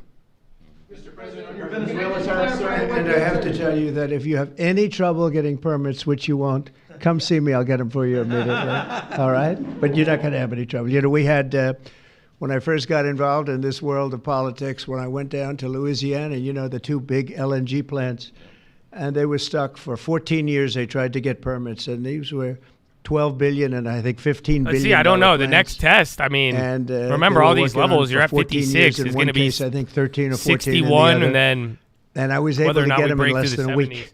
Well, those calls went up. Shocked. They're still up a little bit. Probably some they're holding. We're waiting for the next move or not. But nobody spoke to me about it other than this well, gentleman there it at is. the time. He mentioned it, and he did. They were in very much different positions, but they wanted to see if we could break the logjam, and I got it done. In one case, I actually got it done in one day. I'm waiting. And the other case, I didn't do as well. It took a full week. And they built, and they're up, and they're very successful. And that was a long time ago, but we got it done. Well, he didn't say anything yet. You'll have no trouble getting your permits. $50 billion worth of contracts before end of summer. Top of the line. That was the last one. That was just in case. The contracts are still green. Make no mistake. You said it's 25% for any country that does business in Venezuela. If they buy their oil from Venezuela, yeah, they have to pay a 25%. That's what we knew in the morning. That's what I clarified. The United States. Is that on top of existing tariffs? So, for example, China. Yes, that would be on top of existing. So that's the headline. It's on top of the existing. That's on top of existing. Bro, they're scamming heavy though. Those calls are still up 20%. The ones I just called out to you guys. Near the monies are barely moving though. That's the weird part. It's going to be everything. Yeah, it's going to be everything, but not all tariffs are included that day. For instance, we'll do some. As you know, we have already done steel and aluminum, and that's at a 25% level. And we are going to be doing automobiles, which you've known about for a long time. We'll be announcing that fairly soon, over the next few days probably. And then April 2nd comes. That'll be reciprocal tariffs. But we may take less than what they're charging because they've charged us so much. I don't think they could take it. In other words, they've charged us so much that I'm embarrassed to charge them what they've charged us, but it'll be substantial. That sounds bullish, and though. You'll be hearing about that on He's April literally saying, 2nd. I can't charge them that high. It would fucking crash everybody. Large amounts of money. You can't for our charge country, India the same price lower they charge taxes us. and all of the things that are good, and jobs, a lot of jobs. And what's your message to the big corporate clients of the big law firms that you've targeted with your you're still up 20% though. Big corporate clients to find new lawyers. I just still think that the law firms have to behave themselves. It makes no sense. And we've proven that. We have I just don't. Surprisingly, the out of the monies move better than in the monies on that one. Having to do with the election and other things. So in the monies, be careful because if you flip on here, you don't want to take a L. But the out of the monies, you keep it small enough. On that one I called out, I think you'll be good. Realizing that they did wrong. And that's why they're not all tariffs to be included on April 2nd. We have to straighten out our country. That sounded bullish. Our elections. And then it confirms the rumor. Very dishonest. That's the part that I think is slipping beneath the surface right now. It's so easy to do it. And Trump has had multiple opportunities to shoot down the rumor, and he really hasn't. Voter ID. You guys understand that? One other thing, proof of a thing called citizenship. So we'll see. There's still time, but if anything, these comments feed the idea of a lighter tariff on the 2nd. Voter ID, 1 day. Voting and paper ballots. You know, paper ballots are very secure. They have watermark paper. It's very intricate stuff. It's very technologically advanced, even though it's paper. And you'd have no trouble. You wouldn't have dishonest elections, and you'd have them all done by 10 o'clock in the evening. You know, France went to that, and not that I want to copy anybody, but many others have also. And they had 38 million votes, and it was all done at 10 o'clock. They had a winner, they had a loser. That was it. Nobody was complaining. It was a nice statement, yeah. But then again, the market doesn't have to go up on it. You know what I'm saying? Because the market already went up on the rumor.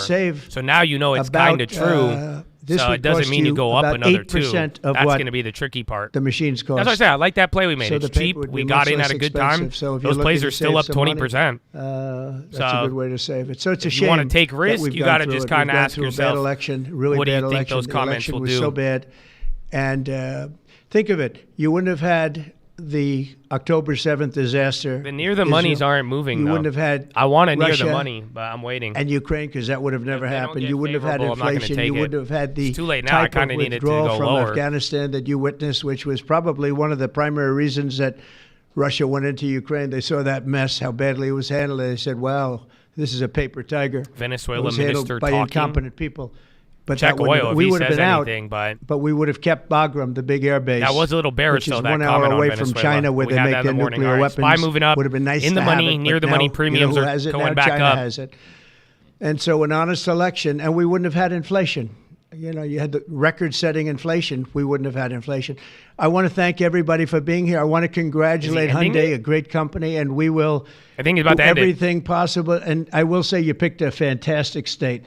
You really did a good one. You had 50 choices, maybe 51 soon. Good one. Doing a great job, you and Steve. Great job, actually. Appreciate Look it. at that. All right, it's over. Thank you. Thank you, everybody. Thank you. Violated the Espionage Act, sir. Thank you very much, everybody. If you get a briefing on that, Thank you very much. Thank you. Thank you. See, Biden gets a good question. He gets like baffled in like short circuits. Trump's like, thank you. Just say thank you. I heard you. I heard you. So I said thank you, but I'm not answering. Thank you. Thank you. Thank you. You need a play, Chad? You don't need anything. You need a timeout. That's what you need. Literally, like you just a timeout, calm down. Don't bring that FOMO in here. We literally just hit a 30% play, legitimately, like about 9 minutes ago. So that's kind of odd, but you don't need anything. You need a long term. That's what you need. And to calm down and be easy. Be easy. I'm surprised that play is still holding. We got a good time. I mean, we bought it literally here, but after all those little pop-in locks, it still stayed up. But yeah, so good tariff news, honestly. I think the rumor now in the morning, I'm feeling better about it. I thought we were going to get more back and forth, but Trump is like literally getting, he is getting positive towards her. He's going easy on him.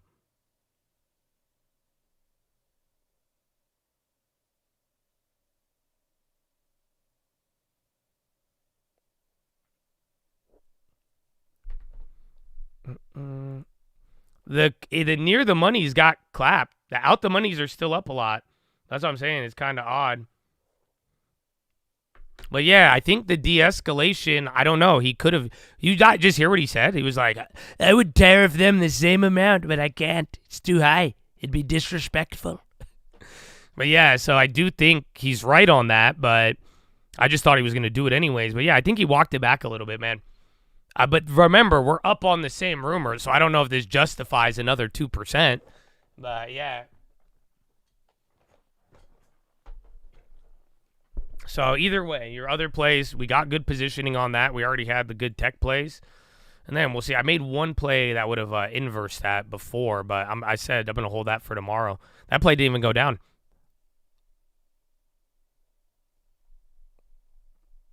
Yeah, I have MP. I saw him moving up there during that.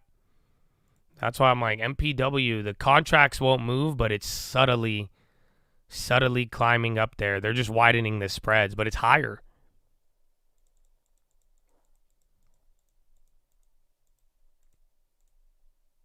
Yeah, but either way, I think today's vibe will be tariffs calming down.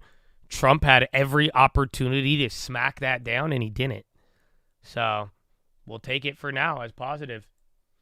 And then see if you could bring that home, and then you just got those plays. I wish you the best of luck. And then, yeah, man, we chill.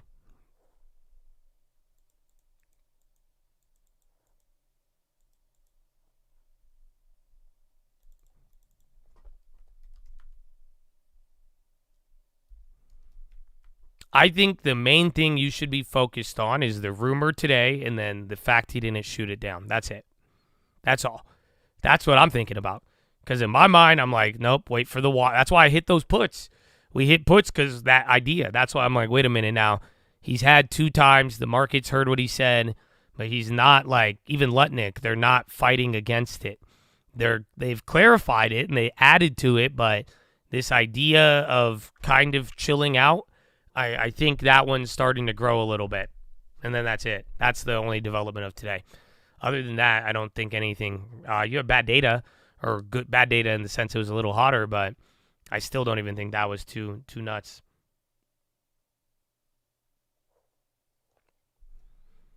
ABTS. And then what, 575 still? I don't think we've even filled that, yeah.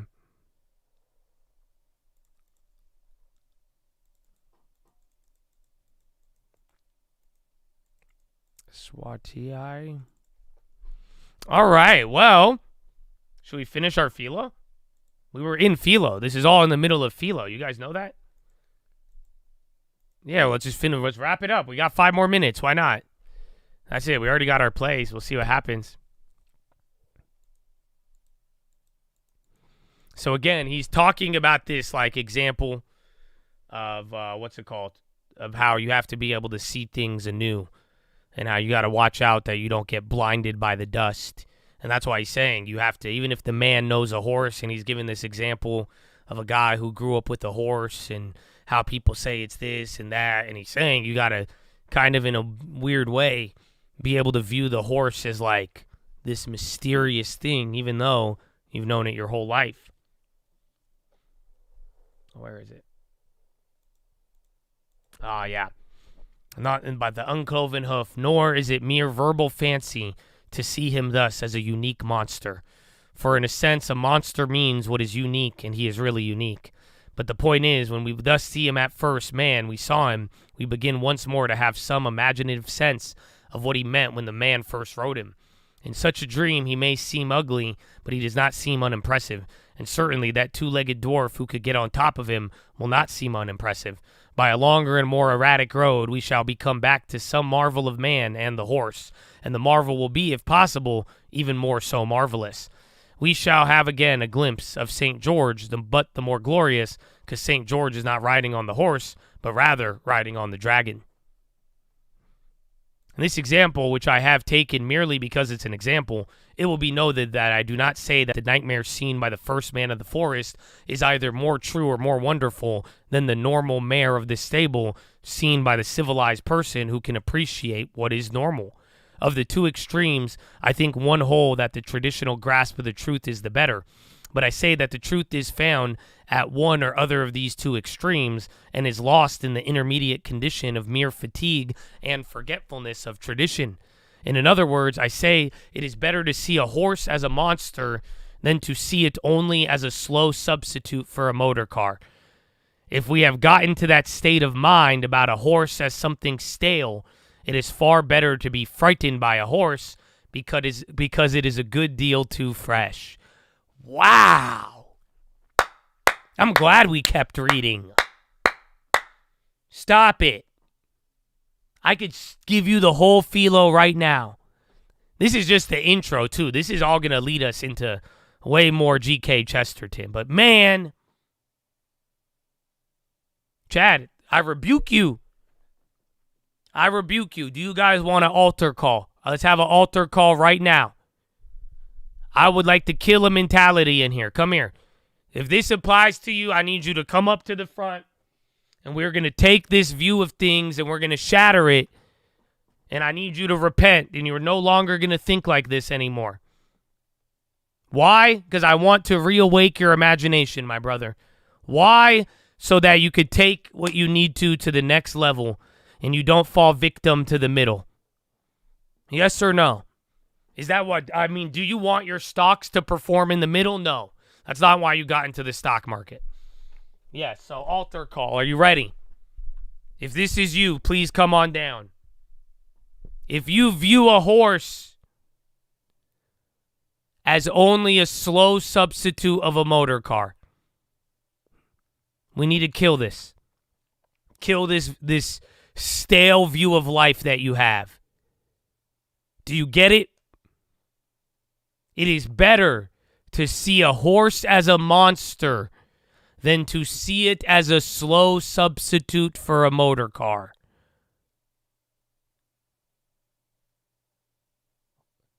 It is better that you are afraid of it than stale. Because if you're afraid of something, at least it's somewhat fresh and new in your mind enough to be afraid of it. But if it's stale, that's it. It fell victim to the valley. Do you not understand? You think I'm being dramatic? You know why I want an altar call? Because it's going to be victim to the valley. The moment it becomes stale, that's it. You won't even think about it. You won't change your mind about it. It's not even worth looking at. It's not fascinating, nor is it. It's just a bore. It's just there. All that's known is known. It's a bore. It's stale. Oh. Do you get it? I would rather you be scared of things than thinking that it's all normal and you know it all. That, oh, well, whatever. I would rather be scared than stale, bro. That's it. And I don't think a lot of people realize how stale they are. In their lives, in their mentality, everything. And I don't say that to be mean. I say it as reality. Where is the imagination gone? I would rather be scared than stale. So I'm saying I don't know what's going to happen. Some of y'all think I know what's going to... I don't know. I'm excited. I get scared at times. It's not real fear, but I'm anticipating. I don't know. I don't know what any of this is going to be. But I would rather be scared than stale. Imagine. I would rather look back at where I came from and be like, that was a giant. Rather than thinking I'm just stuck in a valley and I don't see anything. I'm telling you, bro, this visual is amazing. God bless you, G.K. Chesterton. You think all these words and he's talking for days, but this image of growing up on the hilltop and saying, I want to go find a giant, and you venture off from home, and eventually you'll get far enough, you'll look back. And you'll be like, wow, look how shiny what is that? Is that my house? But then again, there's people who look back and they don't see anything. Why? They have not gotten far away from home. That's what happens when this view gets stale. When you leave out the imagination. When all you do is see a horse and you're like, just as bad as a poor substitute of a car.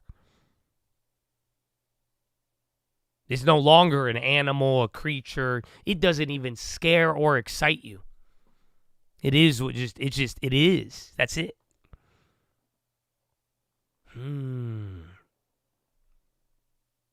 Stale. So, Chad, if you don't get what today's philo is, stop being stale. You are better off being scared than stale.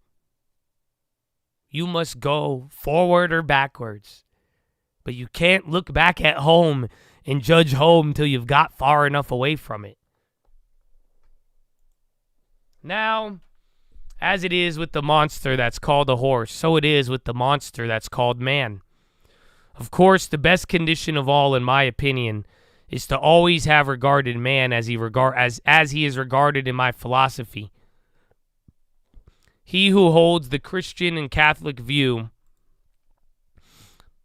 of human nature will feel certain that it is a universal and therefore sane view and will be satisfied.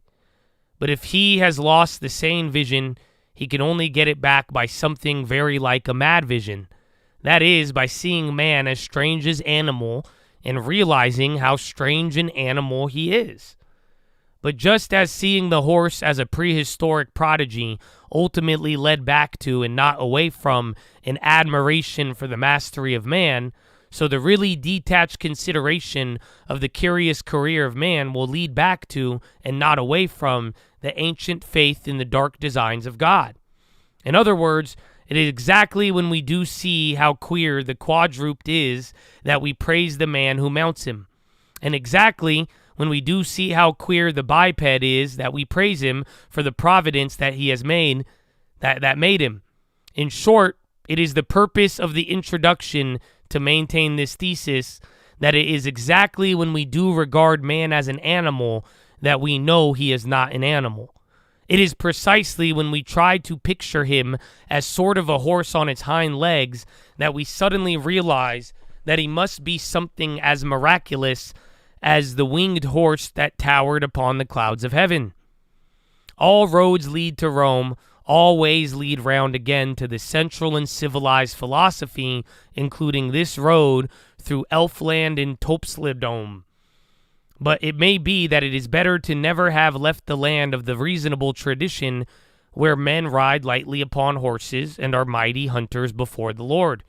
So also in the special Christian case, we have to react against the heavy bias of fatigue.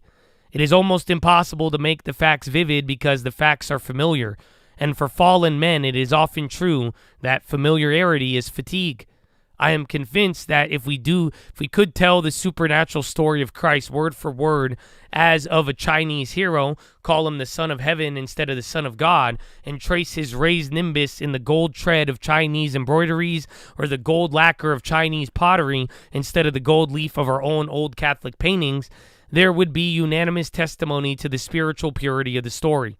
We should hear nothings then of the injustice of substitution or the illogicality of the atonement, of the superstitions of exaggerations of the burden of sin, or the impossible insolence of an invasion of the laws of nature.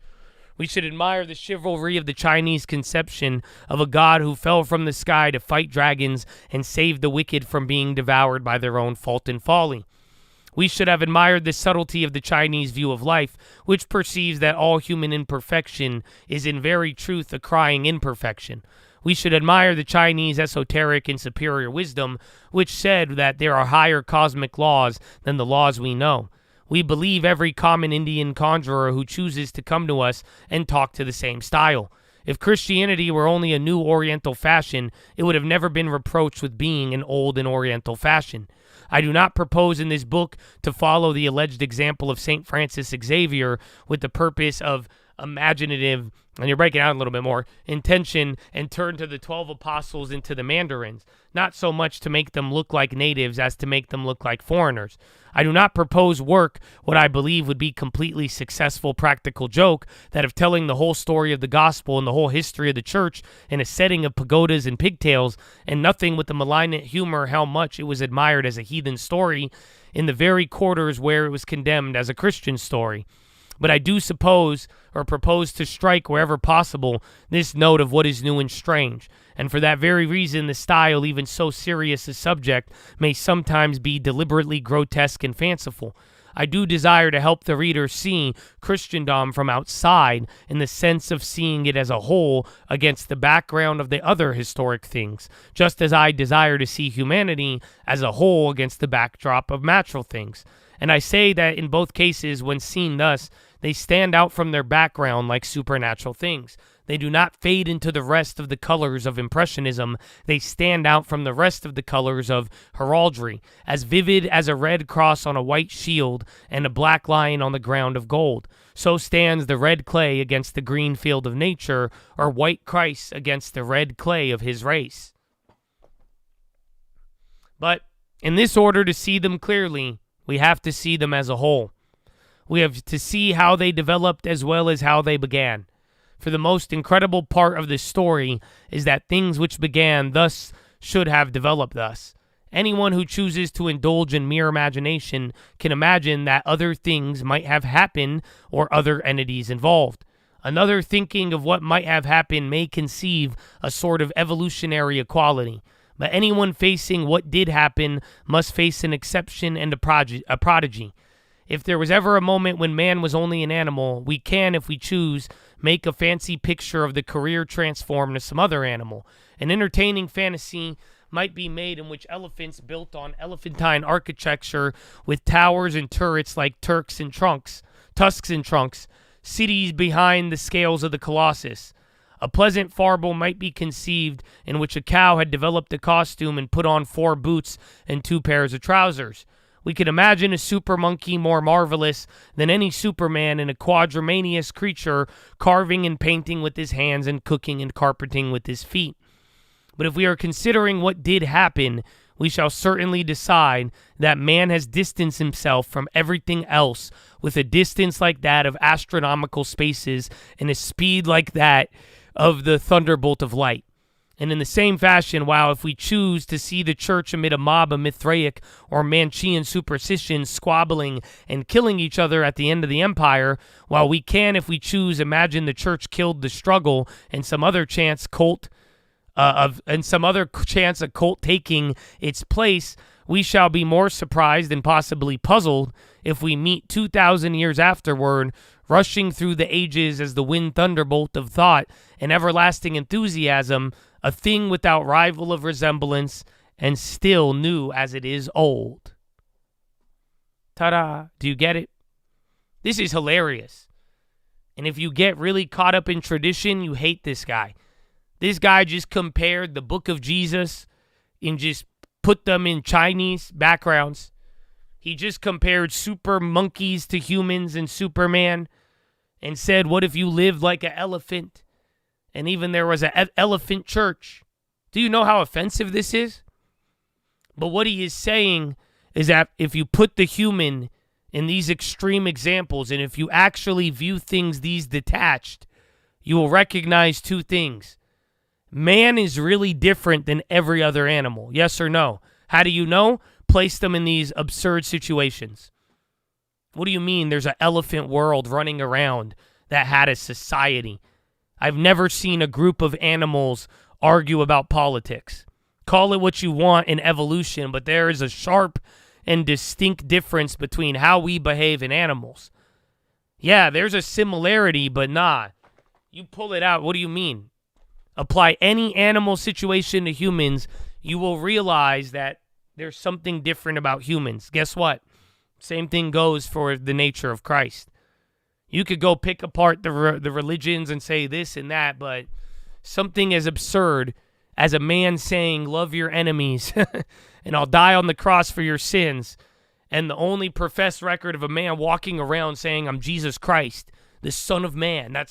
Those are very rare, but it's absurd. If you actually understand the story of Jesus, you will understand it is either absurd or it's true. I believe that. That's what C.S. Lewis said. I think this is why this is the foundational logic that gave C.S. Lewis what he said. That if you look at the man of Jesus, he is either a lunatic or he is actually the Savior. Because there's nobody, it's too different. Nobody says what he says. That's a weird claim of Jesus. You know that. My God is weird. What do you mean? Naturally, I want to F somebody up if they talk shit. See, I can't even hold my tongue. And his doctrine is love your neighbor as you love yourself. That's insanity. Nobody else has that. Again, go down the list of it all. Yeah, you might think this is just a cult and crazy religions, but 2,000 years later, there is a reason why it is very distinct. It truly is. And that's what he's saying of man. You could compare man to animals, and yeah, there's a lot of similarities. But they're truly, truly unique. You are nothing like any animal that has ever walked in thousands of years, albeit there are similarities. That's crazy. Animals don't drive vehicles.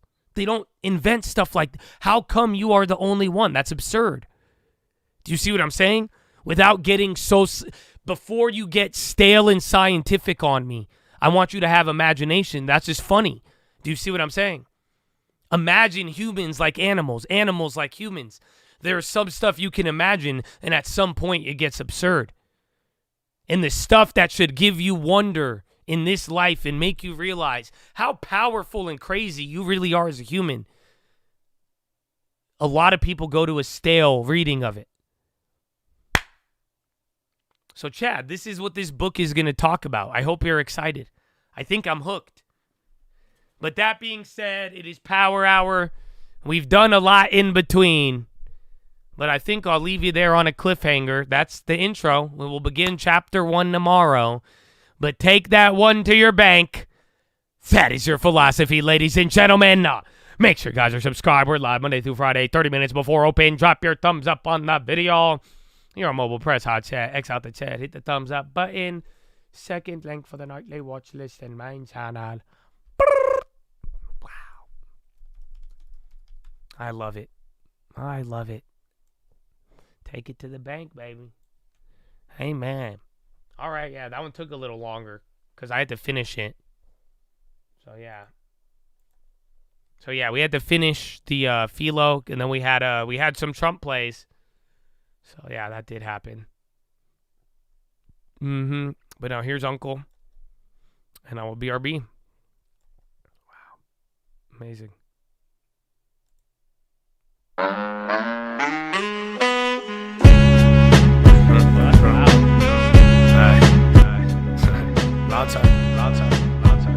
Check me. Yeah. $1 for the tacos, $1 for the chicken. Used to think life rough then, but now I'm reminiscing.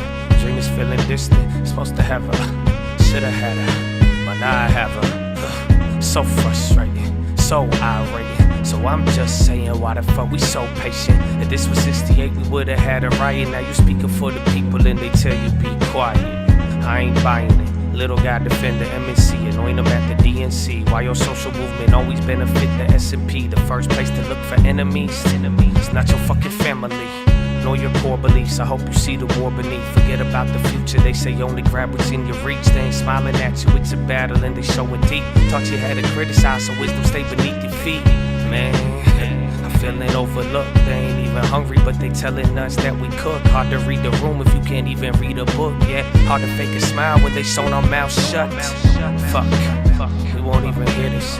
You won't even feel this. Jealousy override empathy and realness. A corporation steal this, repackage it and reel it. Evil so fearless, they're so shameless, saying I'm blameless. The generation filming in the moment won't say shit. Why we call it brain dead when it felt like our soul dead? Or maybe we just sold it.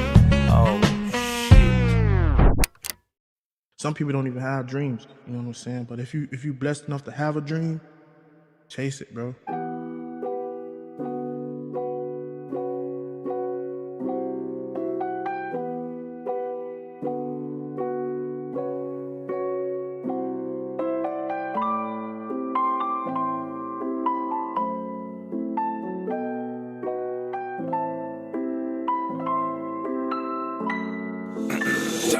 I had a dream like Martin, then I heard a couple of stories. Never met my heroes, never had one. Never wanted things I never had, son. I got it, then I grabbed them. Looking back, these bitches Southeast sad them. Good more, don't ignore your sword for the war. Armor's no good if you leave that shit at home. I don't care if that match up with the drum. I ain't young, I ain't care about looking dumb. Out my way, we could talk when I'm done. Does it look like I'm finished? Even if I was, dog, I do my own dishes. Why the fuck you in my business? I ain't tryna be a menace. Need a couple minutes, but you're talking in your bitch and just show me that you don't get it. Look, now I wasted your time trying to reprimand, explain the basic shit so you could understand. I ain't being mean the way I teach the big leagues, ain't throwing underhand. I'm not the bad guy, I'm the best coach that you ever had. Something like LaMelo's dad, mama was an immigrant, $5 an hour working with Brillo pads. We got some things we shouldn't have, so I could feel down, but I don't ever think I'm really sad. Life a miracle, but I won't give you one. But I could teach you shit, and you'll walk away with dividends. Wish you'll bought more, and then you'll wish you did it young. You missed the first harvest, but tell me about the second one. Trying to build while looking at the clouds. I'm looking at my hand, then I'm looking at the ground. Peter walked on water, but fell. When he looked around, I heard that story all my life. I think I start to get it now. Slow in the fast lane, answers in my last name. They really didn't listen, that's a damn shame. But that don't mean my plans changed. Maybe just the landscape did what I said without a handshake. 3,004 an ounce, that sound like a fair rate. Word is gold, they only kept theirs too late. So I'm out with your new face. A snake can move a few ways, and life a bitch that lie about how the fruit tastes. Welcome back. Welcome back. I heard that story all my life. I think I start to get it now.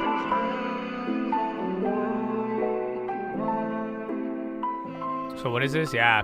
So again, coming back here, well, I don't know where this is coming from. But they're saying gold prices fell as bond yields rose amid signs that Trump's next round of tariffs will be more targeted than initially feared. Financial markets found some relief. Despite pullback, gold is up 15. Something. But the whole point is, right now, Trump was talking. They had a round table. That one you heard before we left. And then there was the Hyundai announcement. And then he was asked a question about tariffs. And then they pretty much had 3 times to shoot down the rumor in the morning, and they didn't. And then Trump was talking about, he pretty much said there will be some exceptions. And then he said that he wanted to tariff some of these countries as much as they tariffed him. HII, that one's the boat builder. They went up earlier, if you guys remember. Oh, did we have an old player? Did that expire? Oh, that was a different one. But, yeah, he pretty much said that he's not even going to tariff people as much because if he tariffed them what they were tariffing us, it wouldn't make sense. So, very interesting, but all in all, the tariff rumor in the morning actually kind of has legs. So, AKA, Trump went live multiple times today, or multiple of these speeches, and he did not shoot this down, him nor Lutnick. And then that's what we're going off of. We made a play when the second headlines came out, and then that's it. Now we're just chilling. I think Amazon just hit a high, and then they're coming down. Tesla's 10% today. My goodness.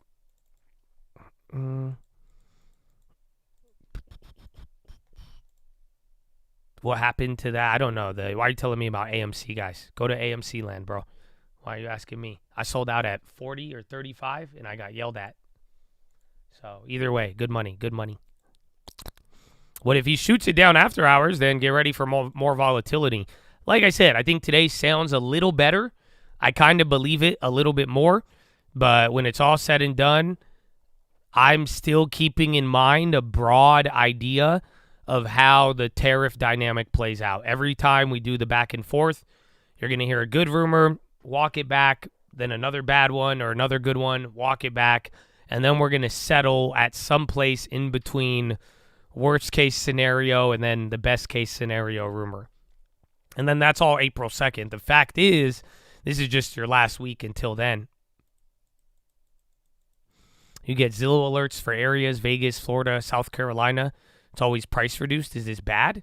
I think it just highlights kind of what's going on. Places that have higher inventory and the places that like expanded a lot and went up a lot in price and activity, they've kind of came down a little bit.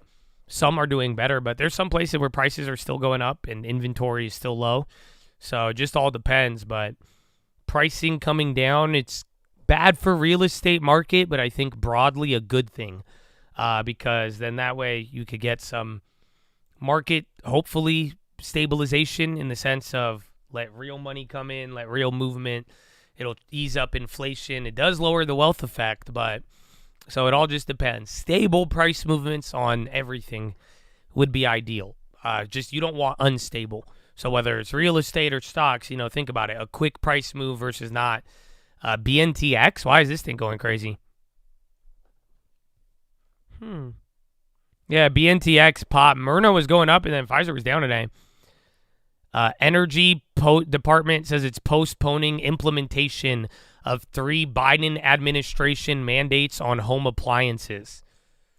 Is that like the natural gas things? Don't tell me people got Pfizer or like vaccine appliances. That's crazy. I don't know why BNTX is popping. With Whirlpool move off of that? Well, yeah, BNTX. I see that one going crazy.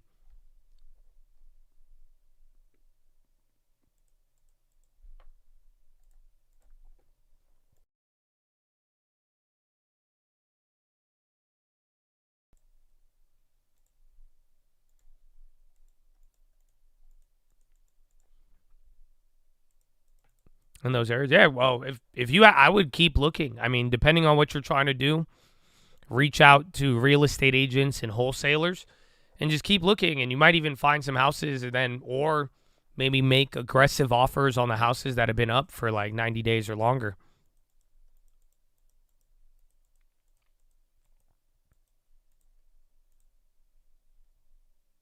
$5 there you go. You posted the play. I like it. Amen. Amen. We were talking about if anything from there was good, the out the monies are still holding. The near the monies ended up going up too, but I'm surprised the out the monies had a gain, but that was nice.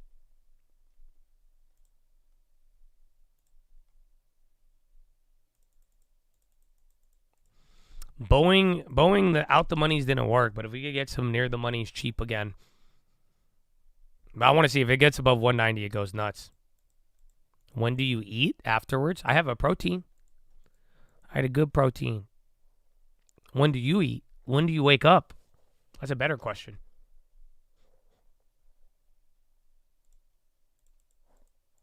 All right, you're launching. That's it. Getting back up. We talked about testing here, so back to the 60. You got to get past the high. You came back up to this little baby level, 62. And then the next level from here is 72. 6 more points above. But that's pretty much, I didn't think we'd go higher than that. So you got 30 minutes left. You're going towards the high again. Out the money calls are up 40%. I can't believe those actually held. Where's the in the money I called out, or the near the money? The 575, yeah, those went up. I went up another, you would have made 50%, 40% still. Yeah, they all moved in tandem. Shit.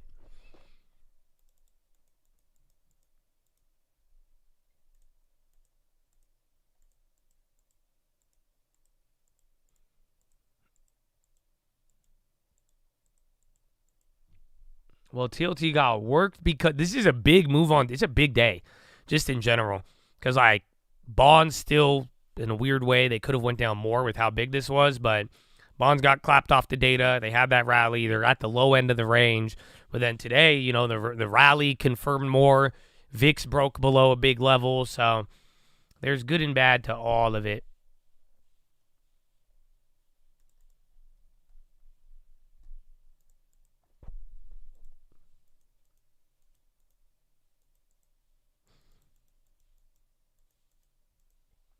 TLT.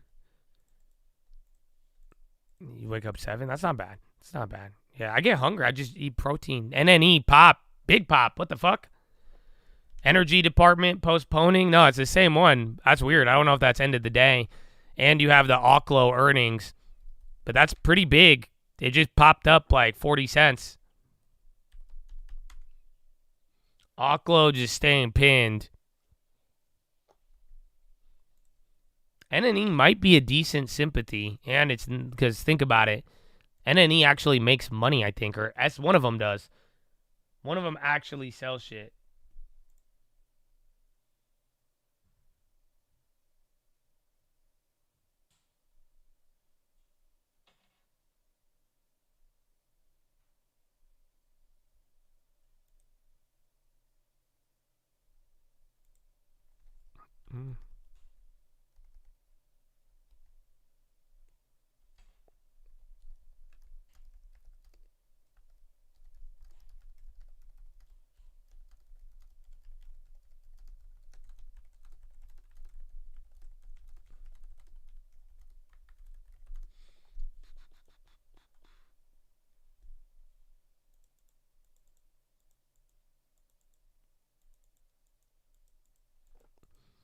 I let my accountant do all of that. You get the tax guy. You get a good one, and he should give you ideas. NNE. This one's interesting. I haven't played a nuclear play in a while. Tesla going up. So again, bro, Tesla's already at 10%. It's actually nuts. I guess that's one win for fascism today. And here I thought we were making progress. Still down a lot on the year, though. So that's a win, I guess.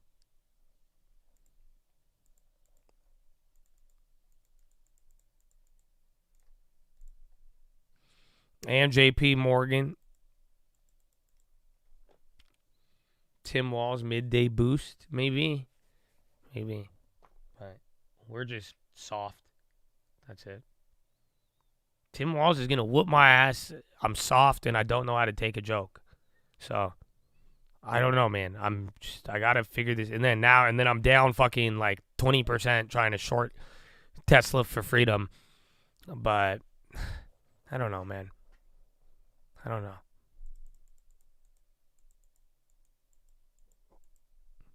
Yeah, this is sarcasm. If you guys don't get that, then you probably voted for Kamala.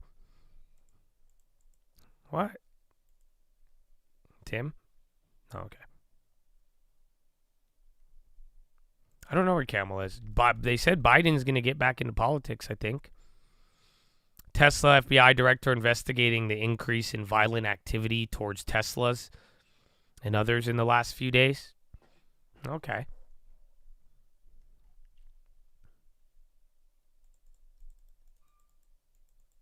MSTR ripping again. I feel like I've seen it on the high ticker multiple times today, but like it doesn't ever look like a crazy move, but then it's like slowly just climbing up another $10. Cigna popping up too. Could be end of the day. It's 3:30 right now. You are near the high of the day. This is its own little level in and of itself.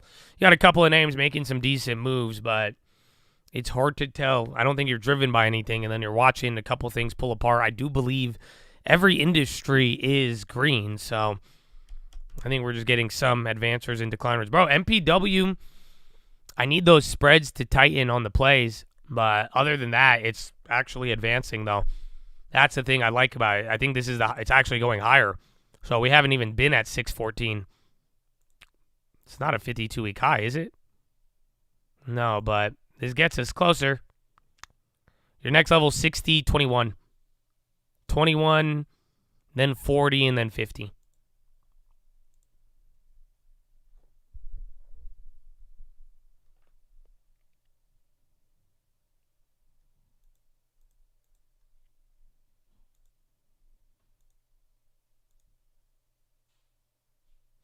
Yeah, there's a lot of volume on MPW, too.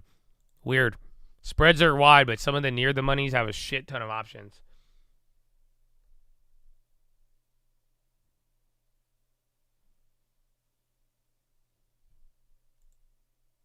I don't see any good news. Giant explosion reported in central Moscow. Well, Russia hit Ukraine last night. MasterCard on the high. Again, there's been a lot of that back and forth. A couple of things are moving. It's hard to tell if this is like end of the day move or who's kind of doing it on their own, but keep that on the watch. Even Amazon's climbing again.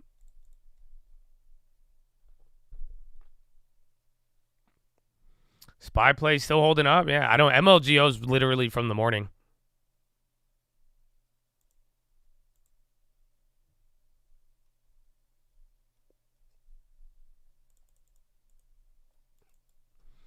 I'm telling you, man, that's why.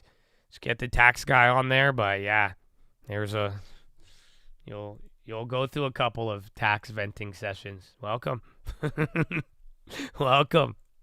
That's why I'd say, man, from day one, I always tell you I'll get a tax professional, and you could ask me a lot of questions, but the best thing to do early and right away, get a tax person, manage it quick, have a tax strategy, and that way, too, you'll be prepared, and that way the crazy shit will be less unexpected.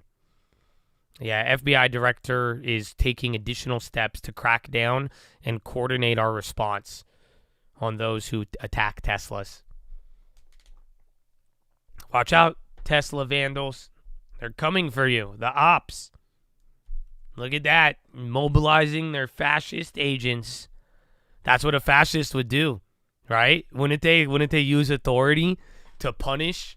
Right? That's what I'm saying, huh? Yeah, I wouldn't put it past a fascist to do that. Sounds very fascist to me. Sounds like they're using that fascist wielding weapon. Oh, what? Now, what are you going to do? Punish people who blew up a building? Because you're a fascist. That's why. That's what it sounds like, you fascist.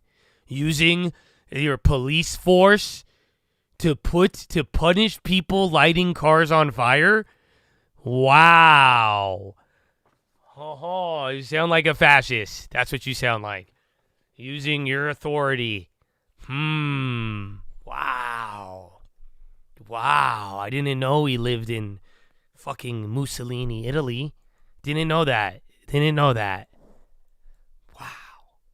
This is a shame how far we've came.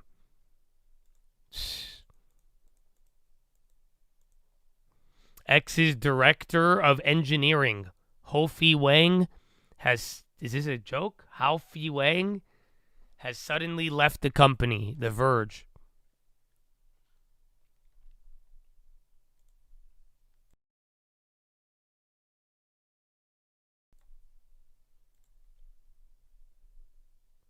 Haofei, Wang. How-Fi?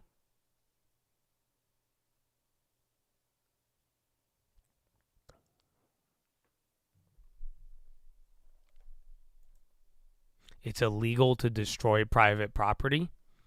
Okay, which arm of the militia do you work for? That's what a fascist would say. So easy to spot.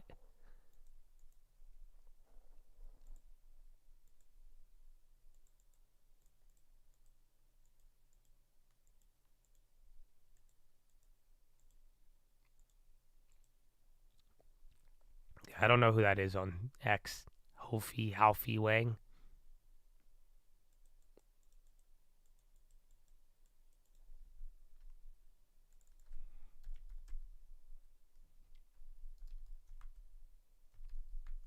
Ulta is ripping all day.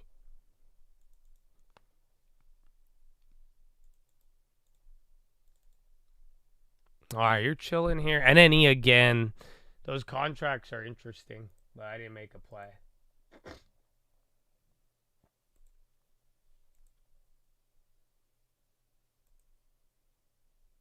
Okay, not bad. 25 minutes remaining. MLGO's at $14. That thing, again, dude, we saw this from the morning. It's done this multiple times, right? When was the last time it did this? Or am I tripping? Oh, I guess we saw that at a lower price. Yeah, it did that last time. It went from $3 to $12. Then it went from $7 to $4, then came down, and then now it's back up.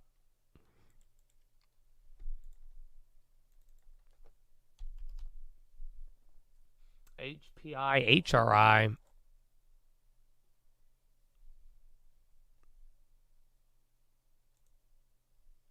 They issue new shares at 80 cents. And that was after a 20 million convertible bond purchase agreement.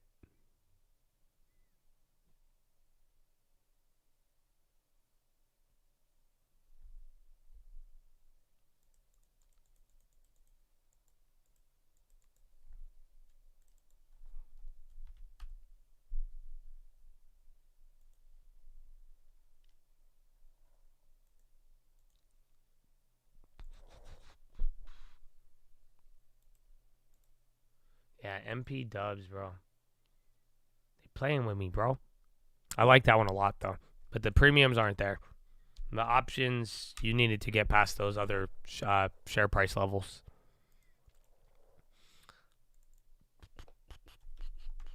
Apple, that one came back up. So near the money plays still went down, but not as much as before.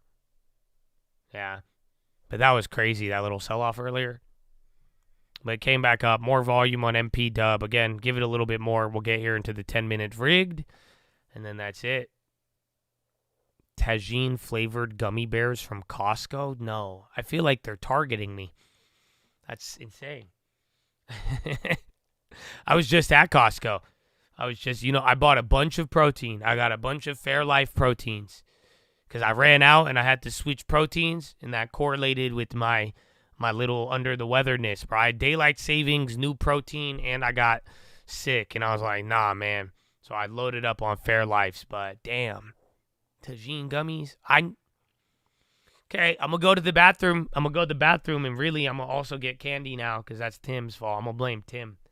You know why? Because I believe Elon's a fascist, so I'm going to blame others for my problems. I'm going to keep that up. So it's your fault, Tim. It's your fault, you fascist.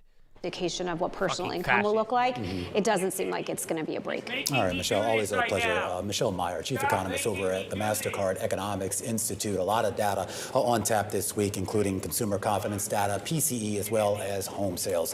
When we come back after the break, a closer look at the market as we get closer to the closing bells, and a closer look at the shares of the decking company AZEK, rising on news that the Australian-based... Markets never sleep. Why did you make me do that? Neither does Interactive Brokers. Discover more opportunities. I hate Elon. Elon Tim just made me do this. What the fuck, bro? You guys are terrible. You guys don't care about freedom.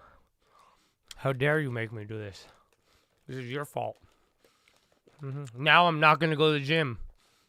I can't go to the gym now.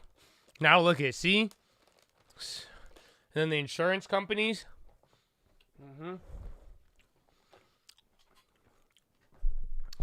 Happy to be here. Microsoft overpriced. So I ignored that question if you didn't notice. So if you pay me $5, it does not mean I won't ignore it again. So I'll just ask you another question. Do you think now is a good time to buy a house?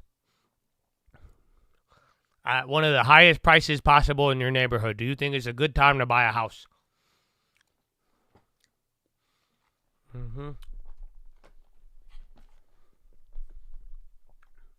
MLGO. Yeah, you're too broke right now? Well, there's the answer. I think it applies to Microsoft.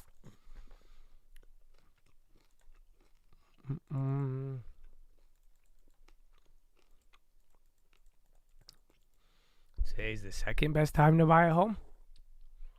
I don't think that's how the thing works, but I feel kind of. Fed bar lending standards became so tight during the pandemic and remain so. What?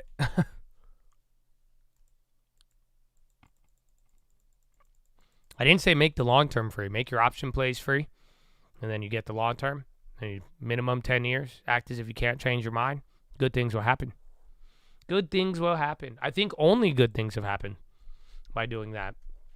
It's actually like good things actually do happen when you do that. Elon made me eat another one. Okay, that's it. I'm done for the day. Hyundai to invest $9 billion to expand auto production to 1.2 million units by 2028. That's crazy. So then the only car company working with Trump on this tariff thing, like willingly, is the car company people are switching to after they burn their Tesla? I'm so this is great.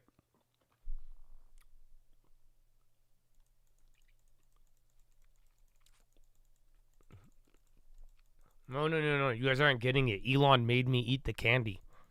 Like, he's a fascist. And then, like, him and then, like, Tim said something. They made me do it. I blame others for my problems, not me. It's them, not me. That's crazy that you would even assume that I have a choice in this. What are you saying? You think I chose to go and get that bag? And then, like, first you think I chose to buy it? That's wow. And then to eat it? No, I don't know. You think it's a choice right now? Yeah, right. Yeah. No, they made me do it. If I had a choice, but I'm not going to just sit there while freedom's under attack.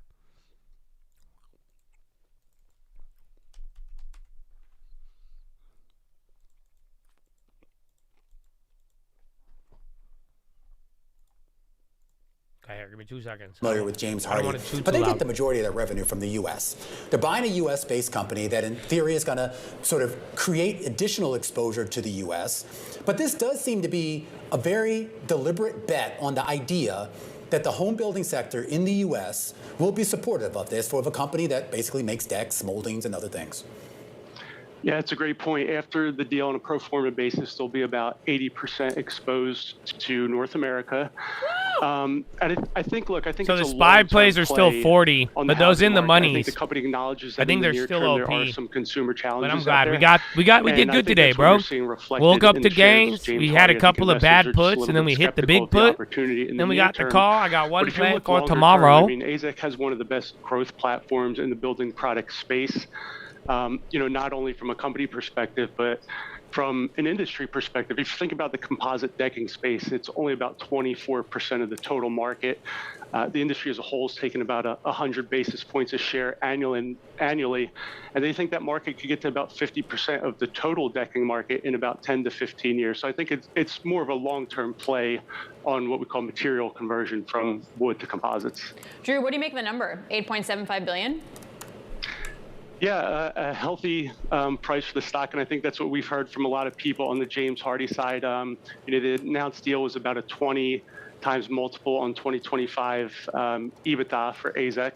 So look, I think if you're an AZEK shareholder, you're certainly happy with this. One, because of the full value of the deal, but two, because as we mentioned, despite the strong long-term growth opportunity, when you factor in some of the near-term challenges with the macro situation, I think you're happy with this overall. I don't know I forgot who bought him. QXO bought Becker. Assuming this deal goes through and they do this, are we going to see additional M&A activity? I mean, I see all the other home products companies are rallying on the back of this. Is that just kind of wishful thinking? Well, there has been a couple deals. You had Home Depot last year doing a big deal for a products distributor. You had QXO doing a deal for Beacon Roofing last week. Now you have this one. So I think some people are looking this with the stock price is down over 30% over the last couple of months, maybe as an opportunity to start, building their platform. All right. All righty. Things up in the last 10. I mean, today in general, I think you sum it up with the rumor. tariffs will be narrower and lighter. That was rumor, gapped you up, brought you up. There was a talk, and as they elaborated a little bit, it got a little bad with some other things. Then Trump spoke again and pretty much confirmed the rumor. I say that tentatively because I still think you might get a negative update before now in April and then another positive one. But today is just the tariffs are going to be lighter. Mix it in with the rally and the oversold tech shit from last week and kind of what we're getting. Even remember some of the data. And then there's even rumors on Friday of the tariffs being lighter. So that's really how you'd sum up today. And then Europe or nothing else overseas got in the way. We did have data which showed the economy was good, but maybe you don't want it too hot. That's why the bonds went down. And then other than that, I think it all chalks up to good first step on tariffs this week. It's a blessing, actually. I mean, every time we've been starting these Mondays off kind of shitty. I think last Monday ended up being good, and then we did wake up with the gap down. So, but 2 good Mondays in a row. But even then, I remember the last Monday felt a little weirder. But it's similar setup. You had the Friday move and all that. So, either way, it's a good first step. MOX Divi. You know it's going to drop. It literally gaps down every time the dollar amount. It's so weird. It doesn't even show up negative when it does it. It's hella weird.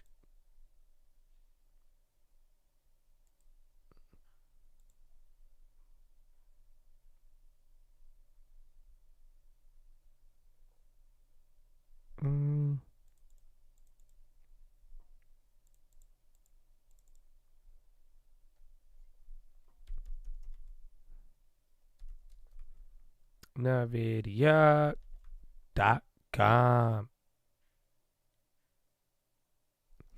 Carry. Damn. Yeah, I was telling you those banks, but that got kind of crazy at the end. All right. Damn, I should have got in the money. I wanted that one, bro. That other one I called out. Oh. No. Yeah, they're back up. Ours are doing great. I'm shocked. Those out of the monies are up 60. They held. I'll make it free if it hits 100 by close. Otherwise, we're going to walk into tomorrow with 2 plays that might be on the table. All right, so get ready. This is already getting up to some of those levels. Like I told you, 69.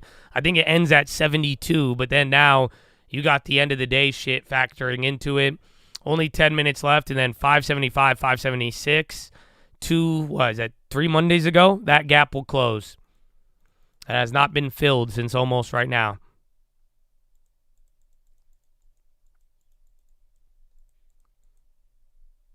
$575, you posted? Wait, it didn't. Wait, why'd you only get that? What? Oh, you did the daily. Okay, I was like, what? We did the because I said watch the 575 for tomorrow. That was the near the money play. I said watch that one it was at $1 when I called it. So now it's up at 171.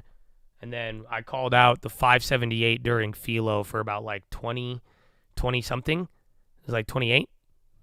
So then that one's up like 50 to 70 depending on your fill. And then it just moved 10%. But yeah, that was the one we talked about during PHILO. That's crazy. That's a big difference, though, from a daily and the next day is $100, $150, $125. Interesting. Now we have a gap under us. We do. Back at 564.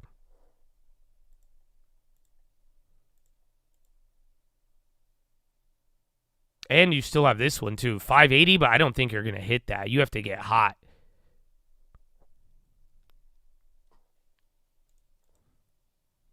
Called out tomorrow's after I posted it, so I followed the rules. So which one did you play, though? See, now you're just getting weird. Do you see? Because just be honest with your play, okay? Very simple. Yeah.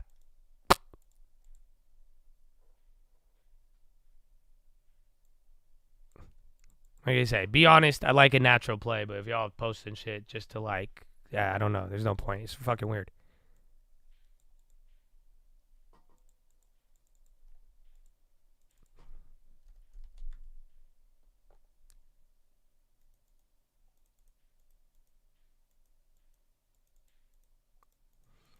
You haven't had a steady income, so you haven't been here? Well, I hope you get into real estate. That's the best thing I could say.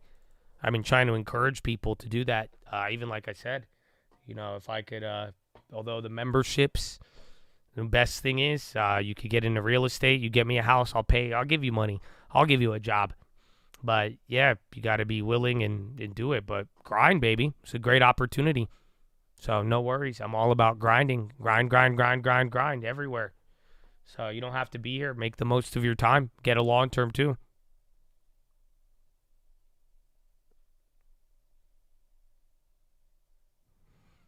Is long term big enough? No. Hunt. If your income isn't stable or you can't afford a membership and you're, I don't know, if you're really hungry and you want to make a lot of money and you feel like you have talent and you feel like you should have more, you should be contacting houses every day. I really believe that. So, yeah, you should be looking for an off market because even if you don't have enough money to do it, you could sell. Lutnick announces new agreement between Boeing, GE Aerospace, and Korea Air. So Boeing kind of moving. That's coming out now. Oh, GE.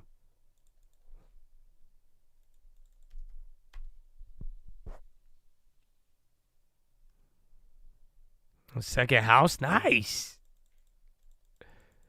You helped on the buyer side. You didn't buy one either way. That's good. I got a deal closing, baby. Oh, these are up a lot.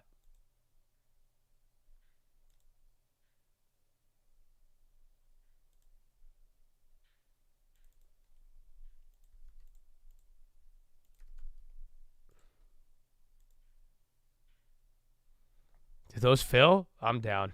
Why not?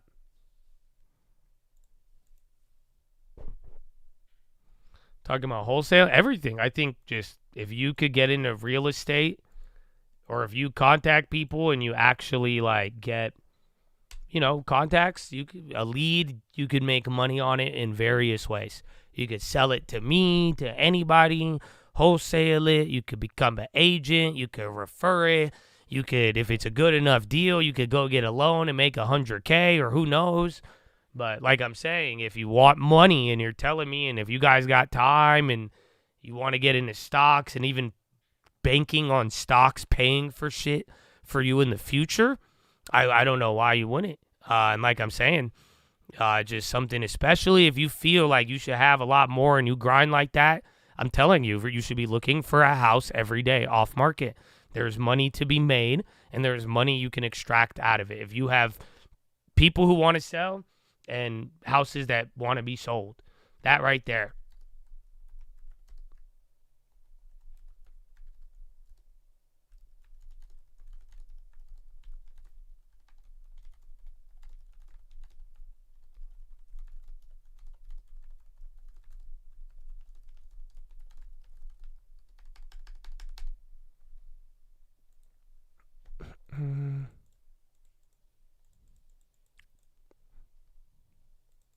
I do have a bunch of videos on it. We have a lot of info on it. But the best thing you could do is, just like I said, just start door knocking or calling people. But even door knocking, talking to people you know is the best way to do it.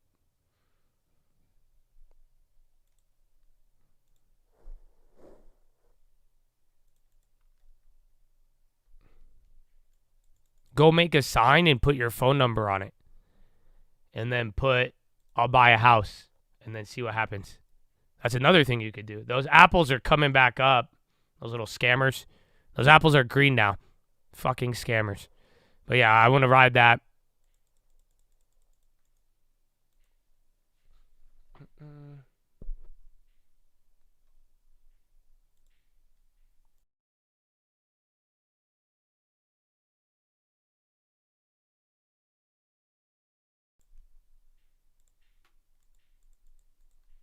Oh, damn, only 5 minutes? That's why everything's going crazy. That's final 5. Oh, damn, they don't buy those plays. Fuck. They adjusted that option chain.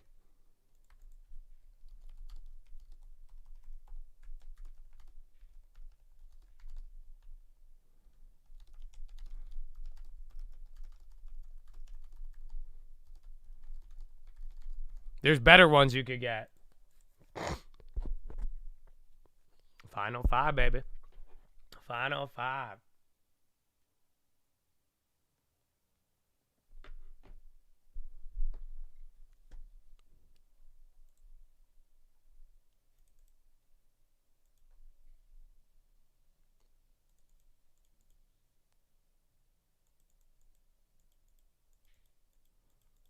All right.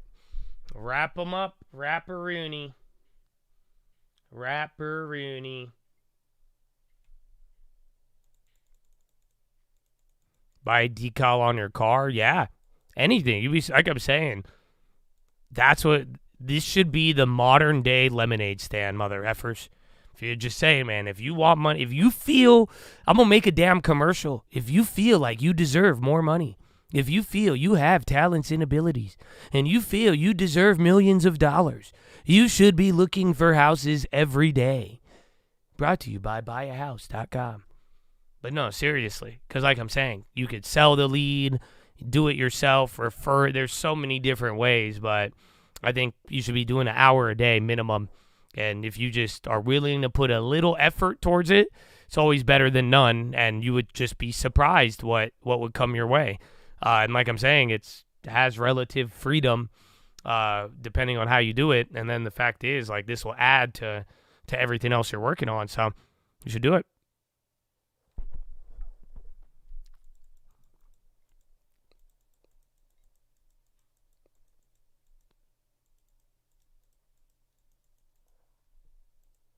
All right, man. What a close. I think tomorrow's going to be a lot more interesting. That's weird. Those old Boeings are trying to move up. That's weird. Yeah, I don't know. Boeings went down. It's actually technically green. My calls are green on Apple. Damn it. I bought these calls. They went up right away, and then they came down after the little China thing. And then they sold off. Stock went higher, and then the option wouldn't go up. And then now, here we are.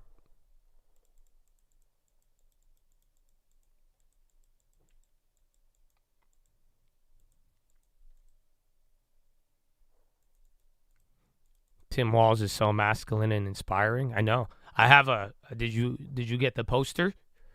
I got a poster. Like, you know that Michael Jordan poster? The iconic one with like his arms spread out and his like wingspan? I had it remade but with Tim Walz. So, yeah, I have it in my room. I have like a 6 foot. Yeah, it's dope, bro. It's dope. Every time I walk out the room, I hit the Tim Walz thing. And then that way I bring that energy in every day.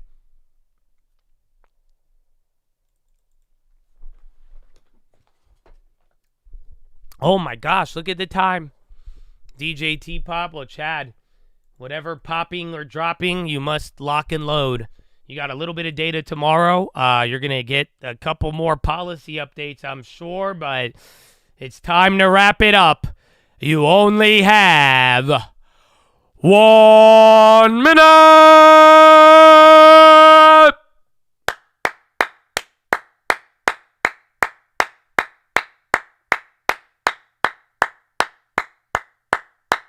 Go, go, go, go, go, go, go, go, go, go, go, go, go. Ladies and gentlemen, boys and girls, it's time to wrap it up. Bring it home. Finalize those plays. Speak now or forever hold your peace. Shares, options, futures. You're going to have a wild week of rumors and rumors of rumors in China and back and forth in central banks and dollar and tariffs and everything. You got a massive gap up, and now you only have 10 seconds to wrap it up and get ready for Tuesday. Whoa, Skims acquired by Cody. Fuck, by Cody. Acquired by Skims? Hold on. No! Cody, damn it. Damn it. You're going to have to play it after hours, I think. Did it pop up or not? Wait, what is this? Skims acquires SKKN by Kim from Kardashian and Cody, bringing Kardashian's beauty NLI rights and ventures under the Skims brand. I don't know if that's going to hold, but you might get a little Skims pop or a little Cody pop on Skims. But Chad, good game, baby. Hard on.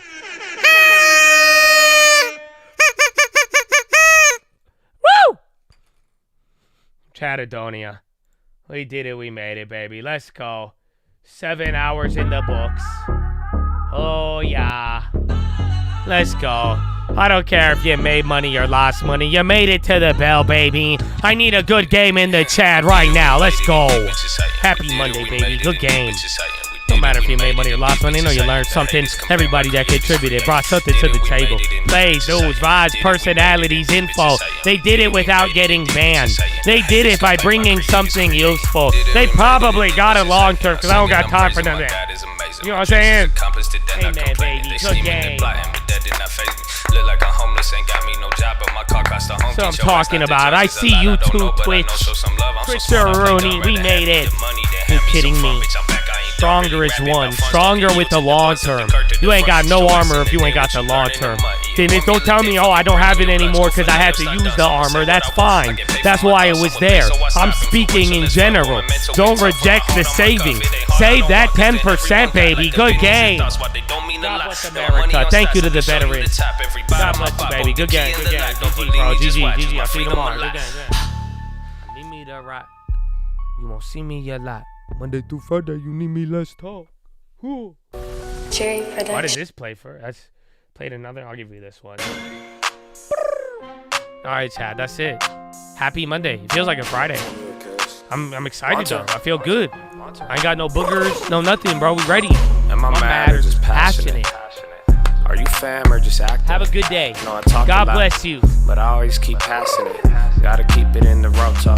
We are not the same, like rice isn't risotto. All the real ones know it's always no photos. Hit the market crash, stop backing, I'm the go-to. Just because you know me, that don't mean that I'ma know you.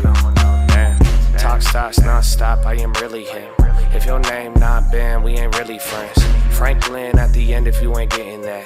I think all y'all do sedatives. Or worse, I hope it's not hereditive. You ride the wave, but I invented it. I saved, and then I started lending it. Make trades, and I put it to another crib. That's a formula I did my whole life. My bro knew I was quick, so he taught me how to fight. Said you being followed if they take 3 rights. If they don't want your chain, then they want your life. So I go and share both of those. If you kill me or you rob me, either way the money overflows. All about $1, you can tell my heart is really cold. Something in my head, cause my soul is getting really old. Don't let a gamble tie your mind up. Nah, don't let a bitch fuck your life up. It's true, nothing good happens at the night, bro. Money is fun, son, I hope you made your mind up. Tell me who the line up, show me where you find her. You can have a rollie, it don't matter when your time up. Handed him a Bible when he asked for a light, bro. We are not the same, like a lion's not a tiger. The difference is the difference. That's my old bitch's shit, that's my new bitch. That's the YouTube and the Twitch. From the hills to the trench, in the game to the bench. The difference make the man. I was going to play the Cody shares, but I don't like how it's moving. I don't think I understand it fully. So there's something about Kim Kardashian and Cody. I don't know if Cody sold or if Cody owns some of it. So yeah, it's right here. Skim acquires Skin by Kim, from Kim and Cody. Yeah, so Cody is from Kim and Cody. So I thought they were getting bought out by Kim. I said, what? I thought they would have got something, but nah. Chatadonia. That was it. God bless you. God bless America. Thank you to the veterans. We wouldn't be here without them. Don't ever forget that. But Chad, what a Monday. What a Monday. So I'll see you on the watch list. We didn't have one last night. You didn't know, or you like, YouTube don't show me. I know there's a lot going on. I might do it live. I like doing lives, but I'm not like under the weather anymore. So we'll see how this workout goes. Then we'll see. I don't know. We'll roll the dice. We'll see where life takes us. Enjoy it. Don't take it too seriously. I hope you like the dude. You're fascinating. You know that. Okay? No more stale shit, baby. Awaken the imagination. Oh, yeah. I hope they feel me, baby. So, Chad, go read the books. Richest Man in Babylon. Proverbs New Living Translation. And the strangest secret in the world. And don't forget why we're here. Why we keep going. Why that faith, hope, and love ain't ever going out of style. And why I'd rather be scared than stale any day. Scared than stale any day, baby. Why, baby? Why? Finger to the sky, baby. To God be the glory, and through the grace of God alone. Amen. Amen.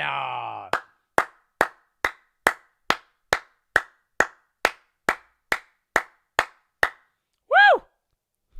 So, Chattadonia, God bless you. God bless America. God bless the veterans. Thank you to the veterans. I hope you guys have a good day. I'll see you tonight, God willing, and tomorrow, God willing. But that is all. Go enjoy it. It's good weather unless you have snow. Did you see it? Oh, wait, did I post it? I swear I hit post. Did I post it or no? Did you see the Hunter No, never mind. I think I posted? Yeah, I posted it. Look. Bro, I got snow. This isn't my house. It's my house, but I don't live there. But I got snow. I could technically go to the snow if I want to. Should I do it? Should I stream from the snow? Yeah, I posted it. We got real cold news. Snow. Spell check. This is the biggest one-day gain on the Russell since November 6, 2024. Wow. Oh, yeah, I think Oklo earnings. But, yeah, I think they don't make money. I mean, it's still like a SPAC, right? So, I don't know. They publish full-year financial results. I'm not going to go through the filing. They don't even have the easy numbers. Oh, excuse me. All right, well, I love you, Chad. God bless you. Be safe. And that's it. I got to go. You never know, homie. Bye. Goodbye. Have a good day. Peace. Hey, I love the little echo thing where we do the echo. Come on. Hey, Josh, it's been 4 months. Why do you still do my voice? Get over it, you fascist. Huh? No, seriously. You're going to arrest people for burning down a car? What kind of fucking... Huh? What did you feel like I'm living in fucking Soviet Russia? Huh? What is this? Huh? Is this Italy? Is it Italy Mussolini? Murcielago? Huh? We're a little Murcielago dictatorship. Huh?